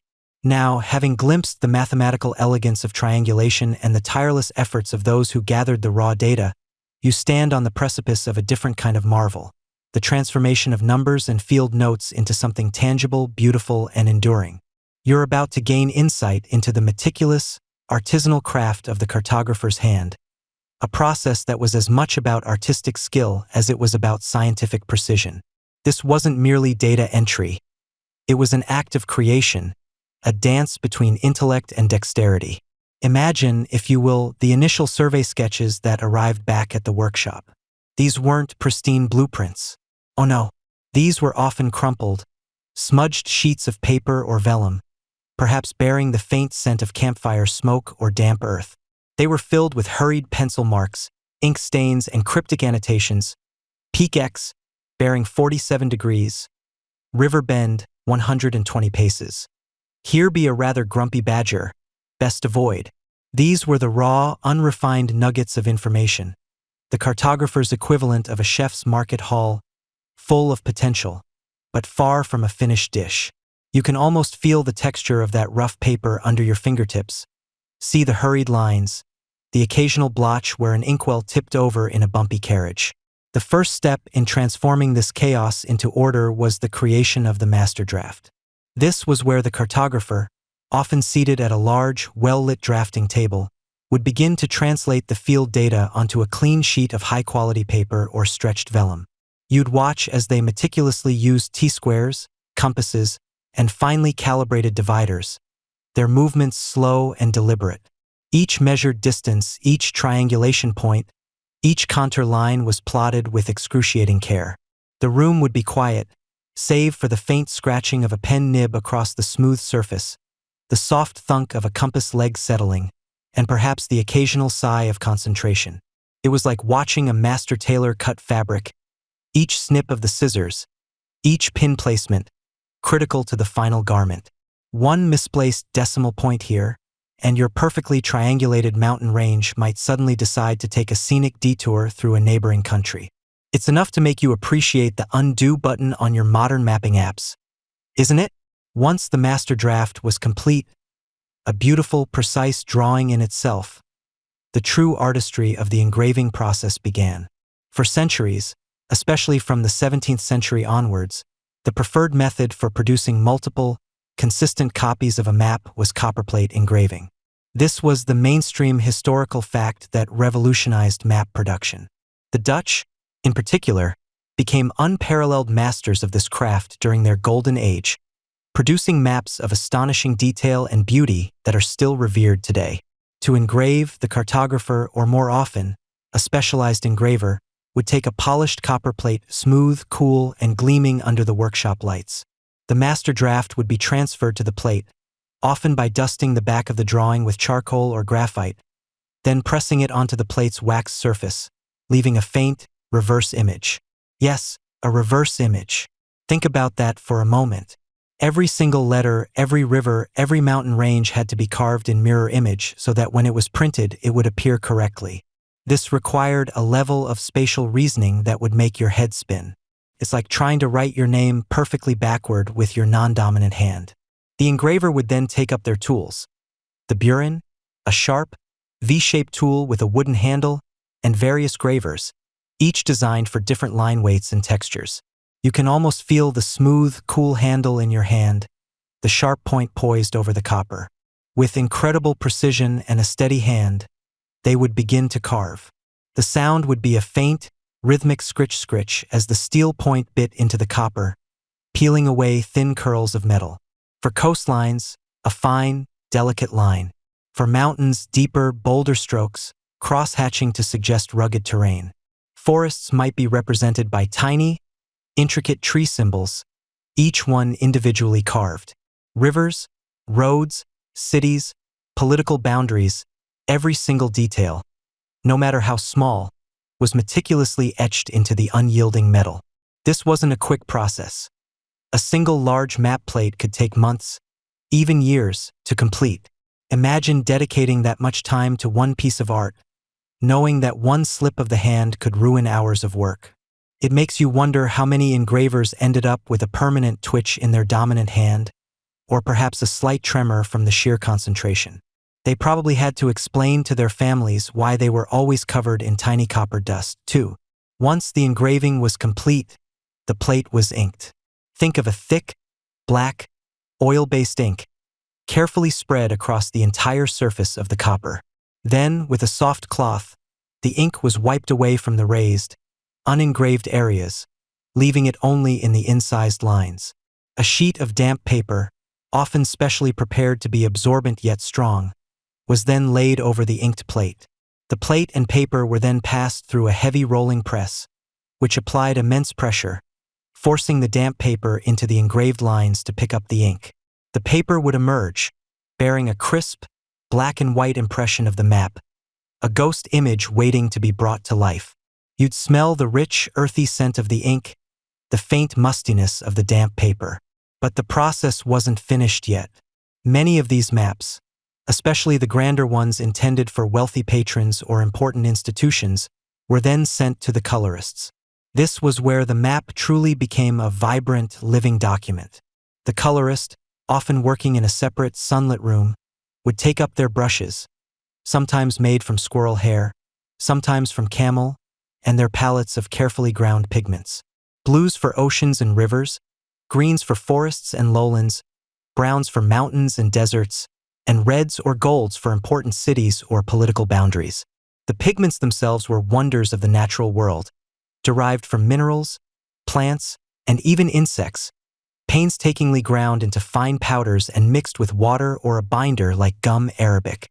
You'd see the subtle variations in hue, the way the light played off the wet pigment, the delicate strokes of the brush as the colorist meticulously filled in each area. It was a meditative, almost trance-like process, the steady hand applying layer after layer to achieve the desired depth and vibrancy. And then, beyond the functional accuracy, there was the pure artistic embellishment. This is where the cartographer's craft truly blossomed into art. The blank spaces of the oceans might be filled with magnificent ships, their sails billowing or, delightfully, with monstrous sea creatures, leviathans, mermaids, or fantastical beasts, swirling through the waves. These weren't always born of genuine belief in their existence, but often served as decorative flourishes, adding visual interest and a touch of the sublime to the unknown.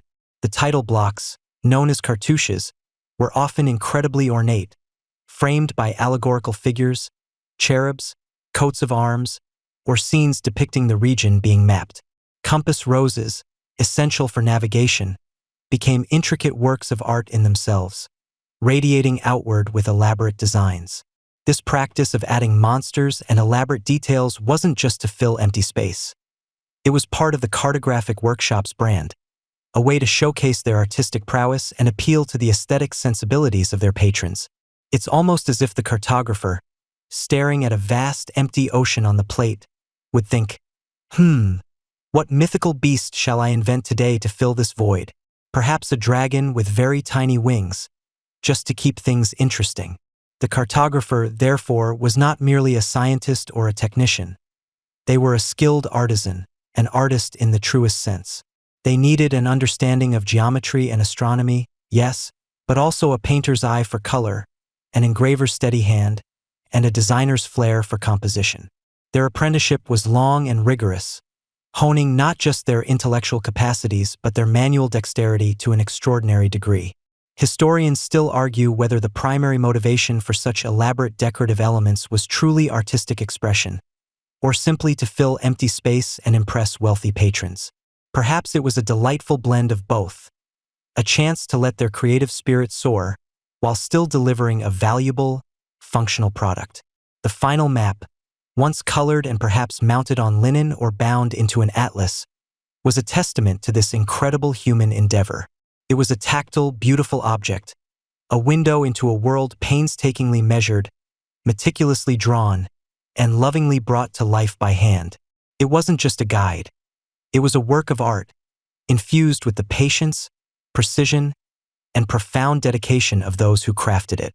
You've traced the delicate lines of ancient trade routes and marveled at the geometric precision of the Greeks, felt the administrative might of Rome, and glimpsed the spiritual symbolism of medieval charts.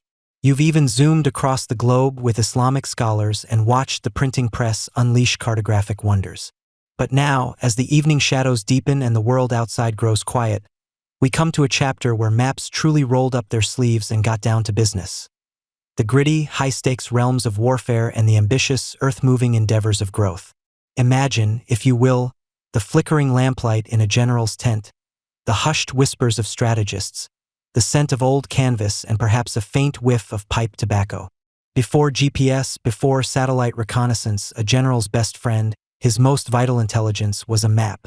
Not just any map, mind you, but one meticulously drawn, showing every rise and fall of the land, every river, every forest, every little village that might offer shelter or supplies.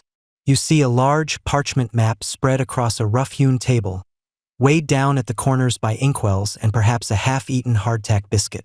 The general's finger, calloused from years of gripping a sword hilt, traces a proposed line of march. He's not just looking at pretty pictures. He's envisioning the movement of thousands of men, horses, cannons, and wagons. Maps were the ultimate pre-battle simulation. They allowed commanders to identify choke points where an enemy could be ambushed, high ground that offered a tactical advantage, or hidden valleys for a surprise flanking maneuver. They helped determine the best spots for fortifications, where to dig trenches, or how to position artillery for maximum impact. Without them, you'd be sending your troops off on what amounted to a very dangerous, very expensive, and utterly blind scavenger hunt. Oh, is that a mountain? My bad. I thought it was just a particularly lumpy field. No, maps removed most of that guesswork. A good map could literally be the difference between victory and a catastrophic defeat. It was far more reliable than just asking a local farmer for directions. Bless their hearts, because local farmers tend to simplify things like, just past the big oak tree, when you're trying to move an entire army corps. Consider the military genius of Napoleon Bonaparte, a mainstream historical fact if ever there was one. He was famously obsessed with maps. He traveled with a dedicated cartographic team, and it said he knew the terrain of Europe better than most of his generals, all thanks to his maps. He would pore over them for hours, often with pins marking troop positions, envisioning entire campaigns unfolding across the paper landscape. His ability to move armies swiftly and decisively, often surprising his enemies, was directly tied to the superior cartographic intelligence he possessed and his deep understanding of how to read and utilize it. He didn't just look at a map. He lived on it, mentally marching his legions across its contours. You can almost hear the rustle of the large, detailed sheets as he unrolls them, the crisp edges of the paper, the almost meditative silence as he calculates distances and angles. And then there were the more creative uses. Maps could also be tools of deception. Imagine a map intentionally drawn with misleading information, designed to fall into enemy hands and lure them into a trap. Or maps with hidden symbols, known only to a select few, indicating secret caches or escape routes. A quirky tidbit. During the American Civil War, both Union and Confederate forces would sometimes employ local cartographers who might have their own subtle biases, perhaps exaggerating the difficulty of terrain for one side, or conveniently forgetting a crucial bridge. It wasn't always intentional malice. Sometimes it was just deep-seated local knowledge subtly influencing the lines on the paper.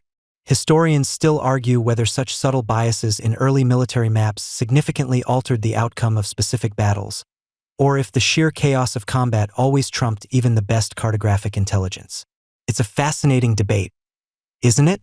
Did General X lose because his map was slightly off, or because Private Y tripped over a rock at a crucial moment? Probably a bit of both, let's be honest. But maps weren't just for fighting. They were for building. Turn your gaze from the battlefield to the burgeoning cities and the grand ambitions of nation building.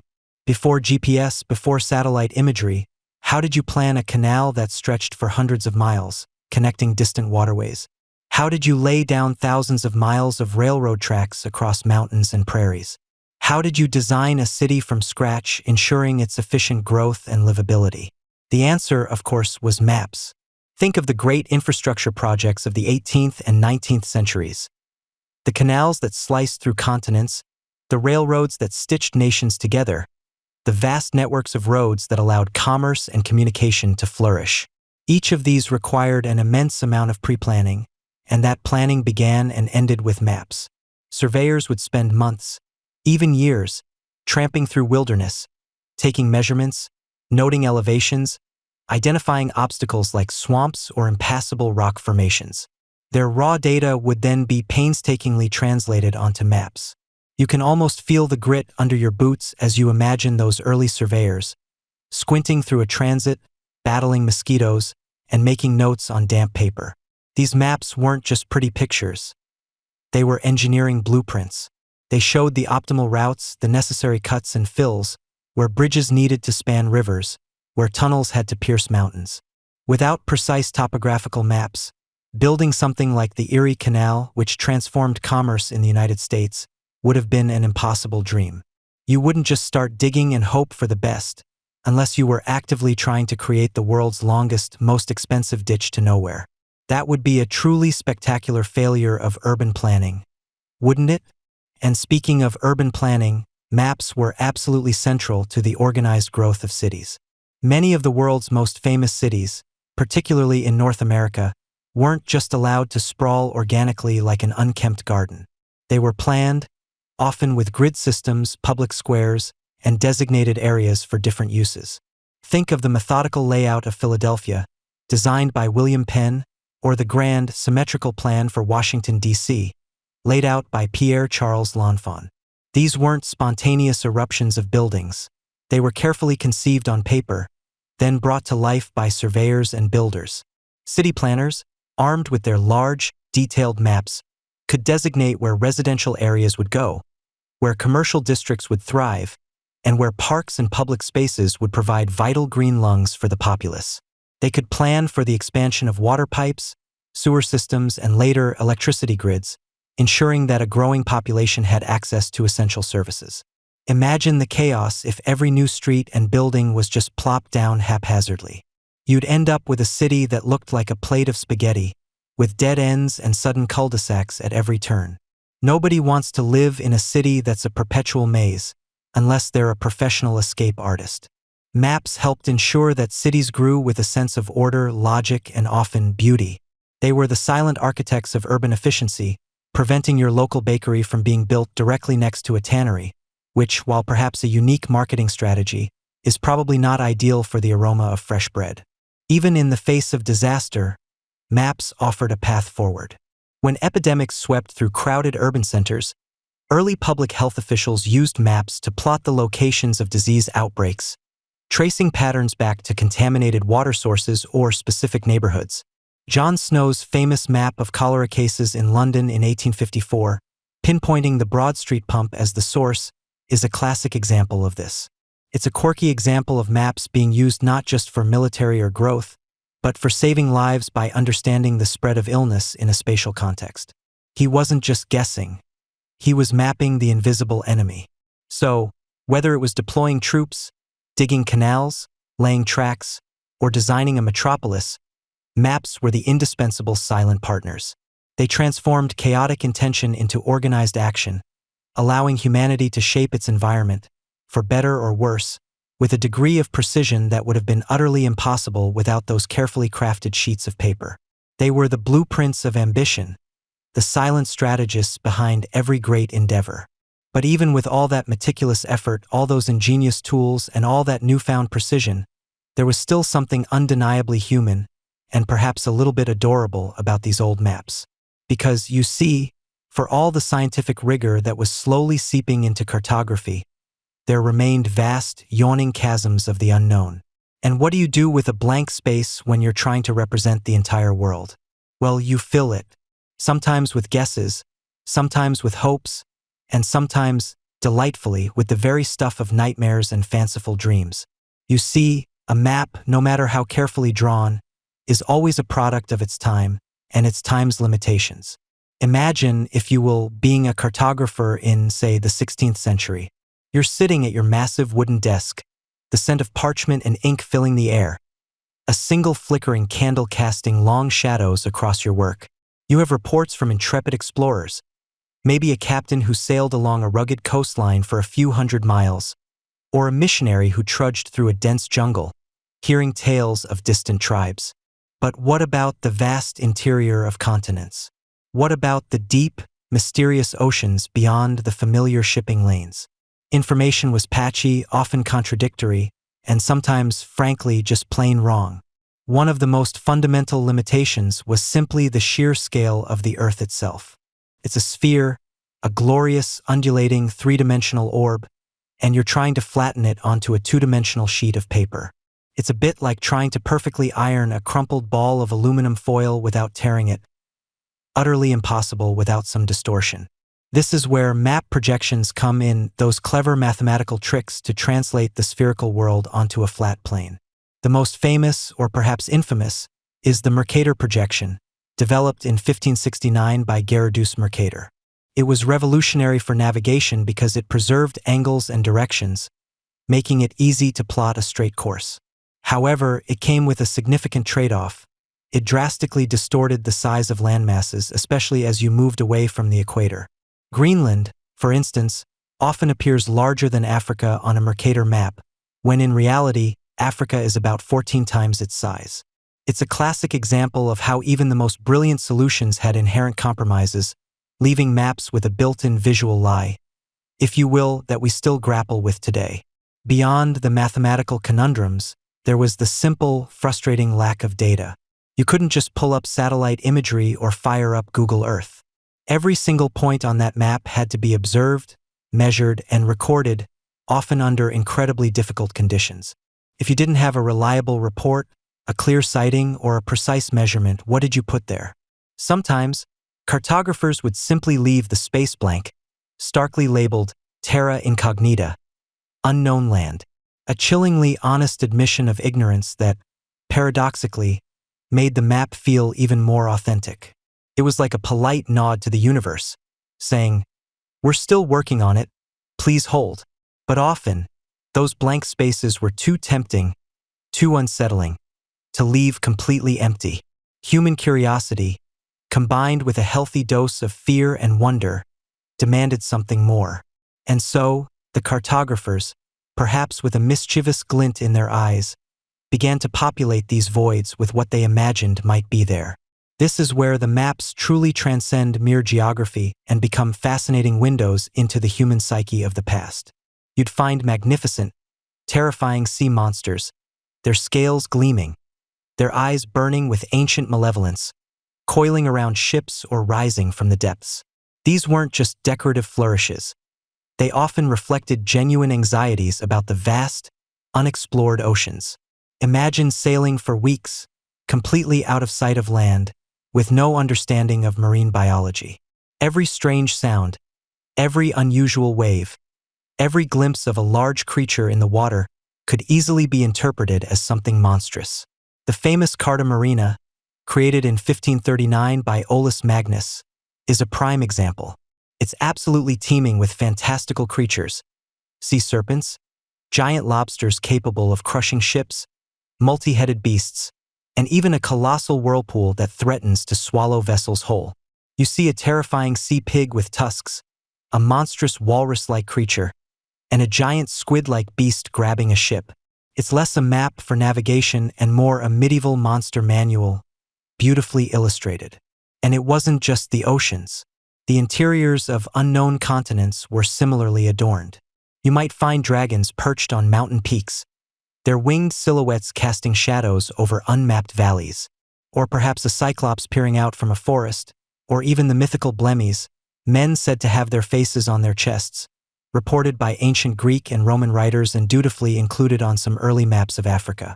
These editions were a blend of classical mythology, distorted travelers' tales, and pure, unadulterated speculation. It's almost as if the cartographers, after painstakingly charting known coastlines, finally got to indulge their inner fantasy artist. Maybe they just needed a place to doodle when the surveying got particularly monotonous, or perhaps they felt a map needed a little more oomph than just a lot of empty space. Here be dragons, they might scrawl, or here be giants, which, let's be honest, sounds far more exciting than here be probably more trees. One particularly persistent piece of speculation was the concept of terra australis incognita, the unknown southern land. For centuries, philosophers and geographers theorized that a massive continent must exist in the southern hemisphere to balance the landmasses in the north. Without it, they reasoned, the Earth would be lopsided, perhaps even tumbling off its axis. This hypothetical continent appeared on maps long before anyone had actually explored it, often drawn as a vast, vaguely shaped landmass encompassing much of the southern globe, sometimes even extending to the South Pole. It was a testament to the power of theoretical reasoning and the human need for balance, even if that balance was entirely imagined. This wasn't just a blank space. It was a theorized blank space, awaiting discovery or, more accurately, awaiting someone brave enough to sail there and prove it wasn't there.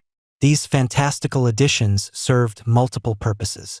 They filled the aesthetic void, making the maps visually richer and more engaging.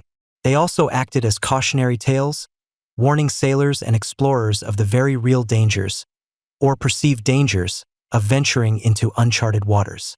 A sea serpent could represent treacherous currents, hidden reefs, or simply the overwhelming fear of the unknown. And sometimes they were simply expressions of the popular beliefs and folklore of the time. Historians still argue whether these creatures were purely symbolic warnings, artistic flourishes, or genuine reflections of contemporary beliefs about the natural world. The debate continues, adding another layer of fascinating complexity to these ancient charts. The inherent limitations weren't just about missing data or mythical beasts. They also included political biases. Maps could be propaganda, subtly or overtly emphasizing the size and importance of one's own kingdom, or diminishing that of rivals.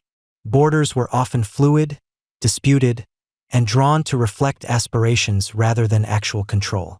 A cartographer might, for instance, make their king's territory appear disproportionately vast, or depict a rival nation as a small, insignificant speck. It was a subtle form of soft power, etched onto parchment. So, when you look at these old maps, don't just see them as imperfect attempts at accuracy. See them as living documents, breathing with the anxieties, beliefs, and boundless imagination of the people who made them. They tell us not just about the world as it was understood, but about the human spirit itself, its yearning for knowledge, its fear of the unknown, and its delightful tendency to fill in the blanks with something truly extraordinary. In a world without GPS, where every journey was an adventure into the potential unknown, these limitations weren't just obstacles. They were also the very canvas upon which human wonder and wild speculation could unfurl. They remind us that even the most rigorous scientific endeavors can still leave room for a little bit of magic, a touch of the absurd, and yes, a few very dramatic sea monsters. Section 14. You've pictured the elegant lines, the precise symbols, the beautiful hand-colored finishes of those antique maps. You've imagined the minds that conceived of them, the mathematical geniuses, the artistic hands. But now let's peel back another layer, shall we? Let's talk about the people who actually went out there, into the vast, often terrifying unknown, to gather the raw, unadulterated data that made those maps possible. Because before GPS, before satellite imagery, before even reliable long-distance communication, every single line, every mountain range, every river bend, every coastline, every tiny village marked on a map had to be seen. It had to be measured. It had to be experienced. And when I say experienced, I don't mean a leisurely stroll through a manicured park with a latte in hand. Oh no. Imagine, if you will, that you are one of these intrepid souls. You're not just an armchair cartographer, sketching pretty pictures from reports. You are a surveyor, an explorer, a navigator, a man or woman with a compass, a sextant, a heavy chain, and an almost insane amount of grit. You are literally stepping off the edge of the known world, often with no idea what lies beyond the next ridge, the next river, or the next horizon. Think of the sheer, bone-wearying physical toll. You trudge through dense, suffocating jungles where every step is a fight against tangled vines and unseen creatures.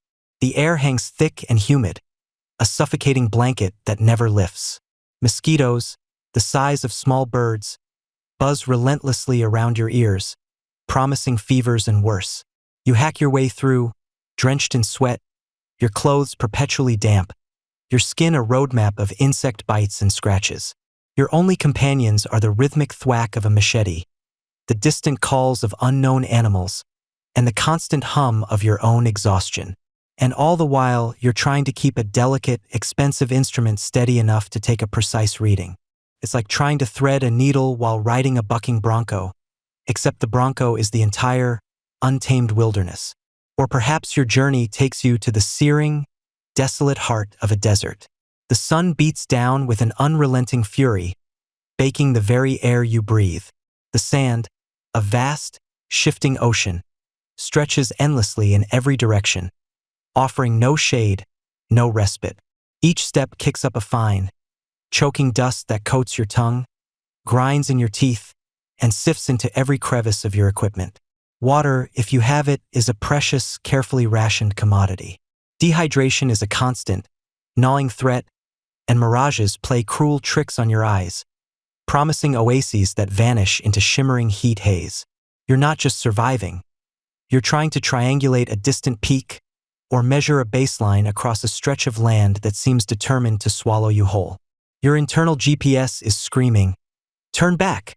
There's no Starbucks here." But your dedication pulls you forward. And then there are the mountains, towering, jagged giants that scrape the sky.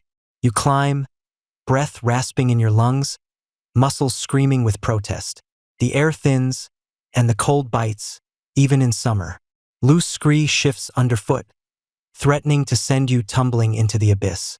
You haul heavy equipment, theodolites, tripods, measuring chains up impossible slopes, each piece a dead weight against your straining shoulders. The wind howls, a mournful, lonely sound, and clouds often obscure the very peaks you need to sight.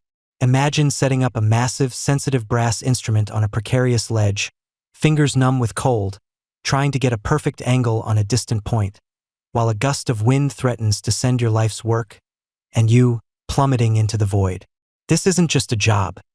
It's an extreme sport with very high stakes and absolutely no sponsorship deals. Even the oceans, seemingly empty expanses, presented their own unique horrors. For the naval cartographers, the challenges were different but no less daunting. You were confined for months, sometimes years, on a wooden vessel, at the mercy of storms that could snap masts like toothpicks and toss the ship around like a child's toy. Scurvy, a grotesque and painful disease caused by a lack of vitamin C, would slowly rot your gums, loosen your teeth, and cover your body in sores. It was the bane of long voyages, and many an expedition was decimated by it before its simple cure was widely understood. Imagine trying to take precise celestial readings with a sextant, swaying wildly on a deck, while your crewmates are too weak to stand, and the smell of sickness permeates every corner of the ship. Their expedition snacks were probably hardtack and salted meat, Not the artisanal jerky and organic trail mix you might pack for a weekend hike. One of the most ambitious and frankly insane undertakings was the Great Trigonometric Survey of India, a mainstream historical fact that spanned over 70 years, from 1802 to 1871. Think about that, almost 3/4 of a century dedicated to mapping an entire subcontinent. Surveyors like George Everest, yes, that Everest, though he was Surveyor General, not the first to climb the peak named after him, and William Lambton led teams through blistering heat, malarial swamps, and dense jungles. They didn't just walk. They established a vast network of triangles across thousands of miles. They used colossal, custom-built theodolites, some weighing over half a ton, which had to be transported by elephants or human chains up mountains and through jungles. This wasn't a quick Google Maps update. This was a monumental, generation-spanning effort. And speaking of monumental, imagine the daily grind of setting up a camp, securing your instruments, fending off wild animals, or sometimes hostile human encounters. You're often in territories where your presence is unwelcome or simply misunderstood. Every interaction can be fraught with tension, every night a vigil against unknown threats. Your supply lines are tenuous, your communication with the outside world non-existent. There's no satellite phone to call for help, no emergency beacon, no Uber Eats when your provisions run low. You are, in every sense of the word, on your own. The mental fortitude required was perhaps even greater than the physical. The isolation, the monotony, the constant pressure to get it right.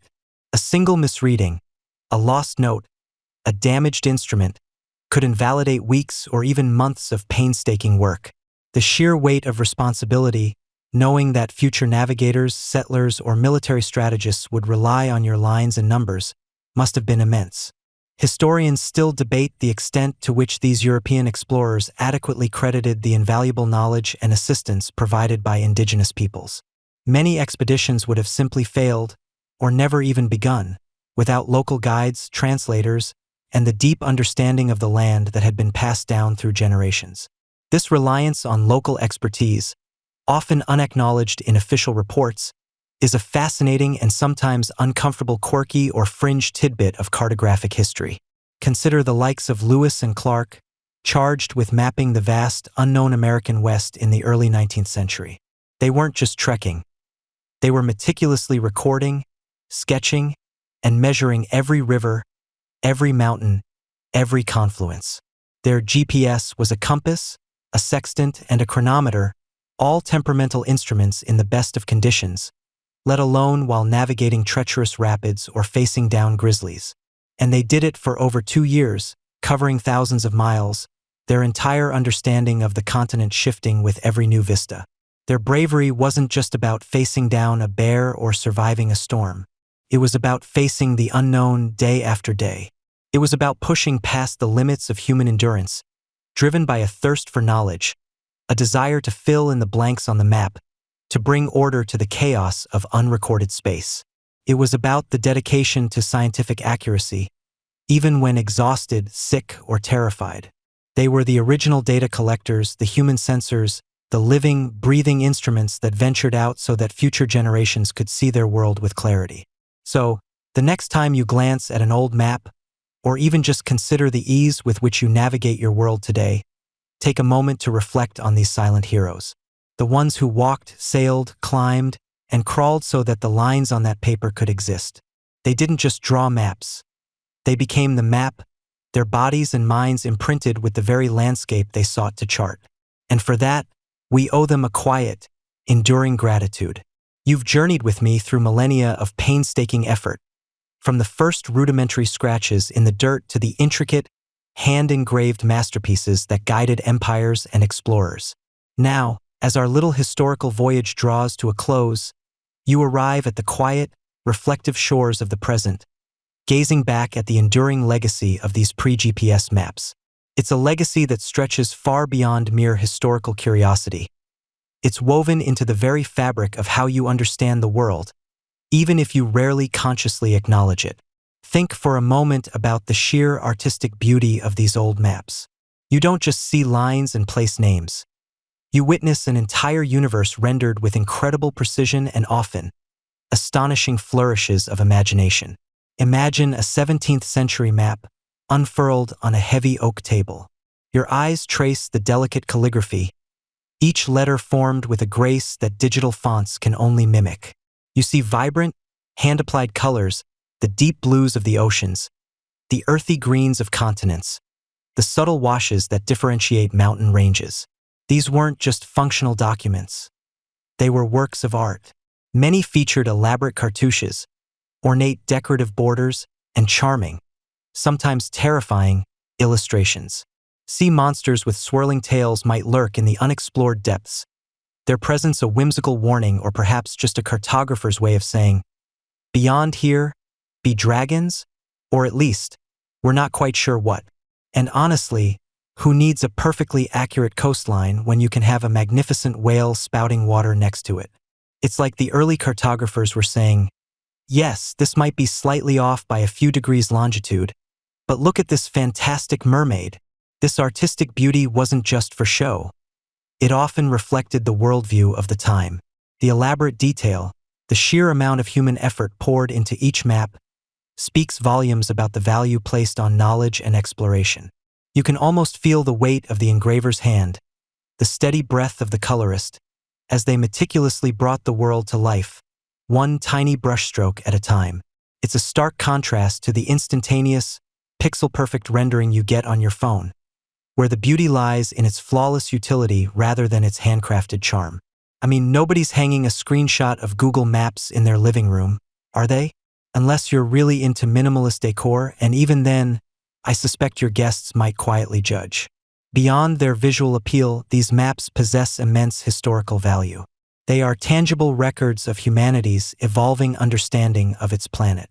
When you look at a 15th century Mappa Mundi, you're not just seeing a depiction of the world. You're seeing a snapshot of the human mind, its knowledge, its beliefs, and its limitations at that specific moment. You can trace the expansion of known territories, the shifting power dynamics of empires, the routes of trade that connected distant lands, and the impact of groundbreaking discoveries. They show you where people thought the edge of the world was, or where they believed mythical kingdoms like Prester John's realm might lie. They reveal the biases of their creators, sometimes placing their own homeland at the center of the world, or exaggerating the size of their empire. It's like looking at an old family photo album, but for the entire human race, a little blurry, some questionable fashion choices, but utterly fascinating. A mainstream historical fact that underscores this value is how the portolan charts of the Mediterranean, developed in the late 13th century, utterly revolutionized maritime navigation. These charts, with their dense web of rum lines radiating from compass roses, were incredibly practical and accurate for coastal sailing, allowing ships to navigate with unprecedented precision along known coastlines, facilitating the booming trade of the era.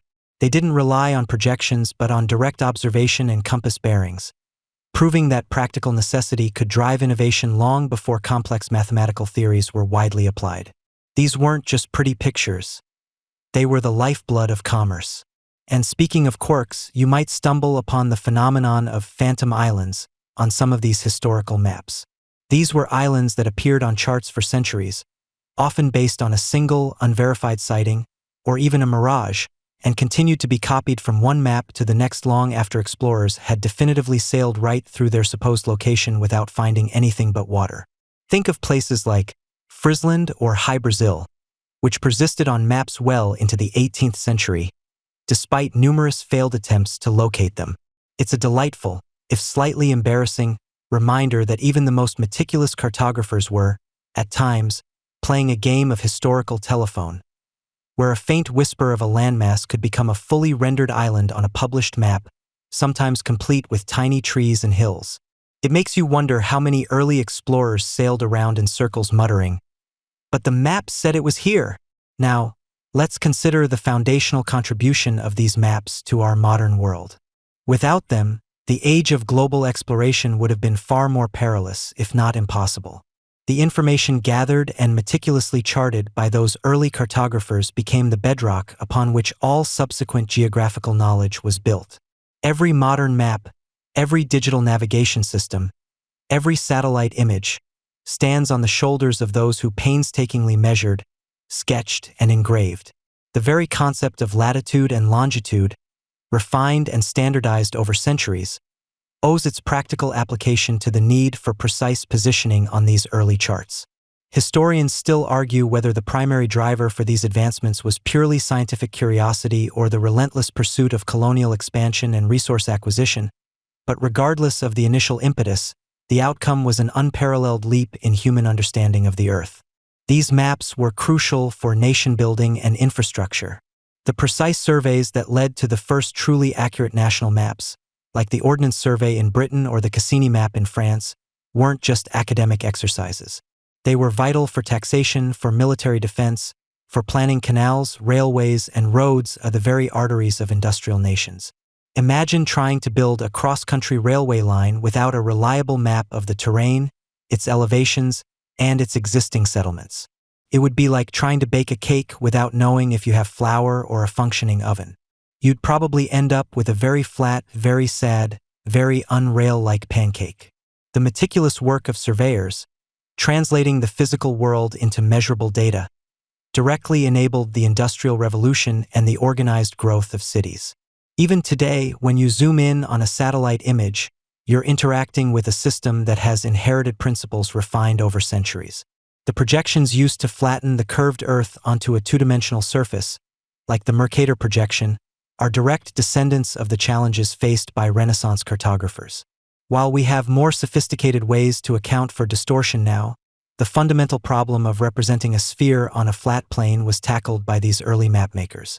They laid the theoretical groundwork, often with nothing more than a compass, a ruler, and an immense amount of patience. You might complain about your GPS rerouting you through a field, but at least it's not telling you to sail off the edge of the world, right? Well, unless you're really off-roading. The legacy of these maps also lies in their ability to evoke a sense of wonder and adventure. They invite you to imagine the journeys of those who used them, the brave navigators, the intrepid explorers, the diligent surveyors. They remind you of a time when the world was still full of truly unknown places, when discovery was a daily possibility, and when the act of drawing a map was an act of creation, not just replication. They are a testament to human ingenuity, perseverance, and the timeless desire to understand and represent our place in the vastness of the world. They show us how far we've come, but also how the fundamental human need to orient ourselves, to navigate, and to understand our surroundings remains unchanged. We just have cooler gadgets for it now. And so, as the final echoes of our journey across the careful craft of drawing maps before GPS begin to softly fade, you can gently close your eyes and let your mind drift. Feel the quiet hum of the night around you, a gentle stillness settling in. Imagine those ancient maps, not as dusty artifacts, but as whispers from the past, each line and symbol telling a story of human endeavor, of curiosity, and of a world slowly, beautifully unfolding. Picture the soft glow of a lantern in a cartographer's study, illuminating the delicate strokes of a quill pen, the subtle blend of colors on a newly finished map. Feel the smooth, cool paper beneath your fingertips, carrying the weight of centuries of exploration and knowledge. There's a quiet magic in knowing that these tangible pieces of history, these works of art, were once the cutting edge of technology, guiding brave souls into the unknown. They are not just records of where we've been, but gentle reminders of the boundless human spirit, always seeking to understand, to chart, to explore. Let that image settle softly in your thoughts, like a warm blanket being drawn over you. The world, once so vast and mysterious, was slowly brought into focus, piece by painstaking piece, by the hands and minds of those who dared to draw what they saw and even what they dreamed. There's a comforting rhythm to that progress, a steady unfolding of understanding. You are safe, nestled in the present, guided by the unseen currents of history, carried forward by the quiet legacy of those who mapped the way. Now, let your breath deepen, slowing with each gentle exhale. The journey is complete. The maps are folded, the stories told. All that remains is the soft descent into a peaceful, dream-filled rest. You are secure, you are calm.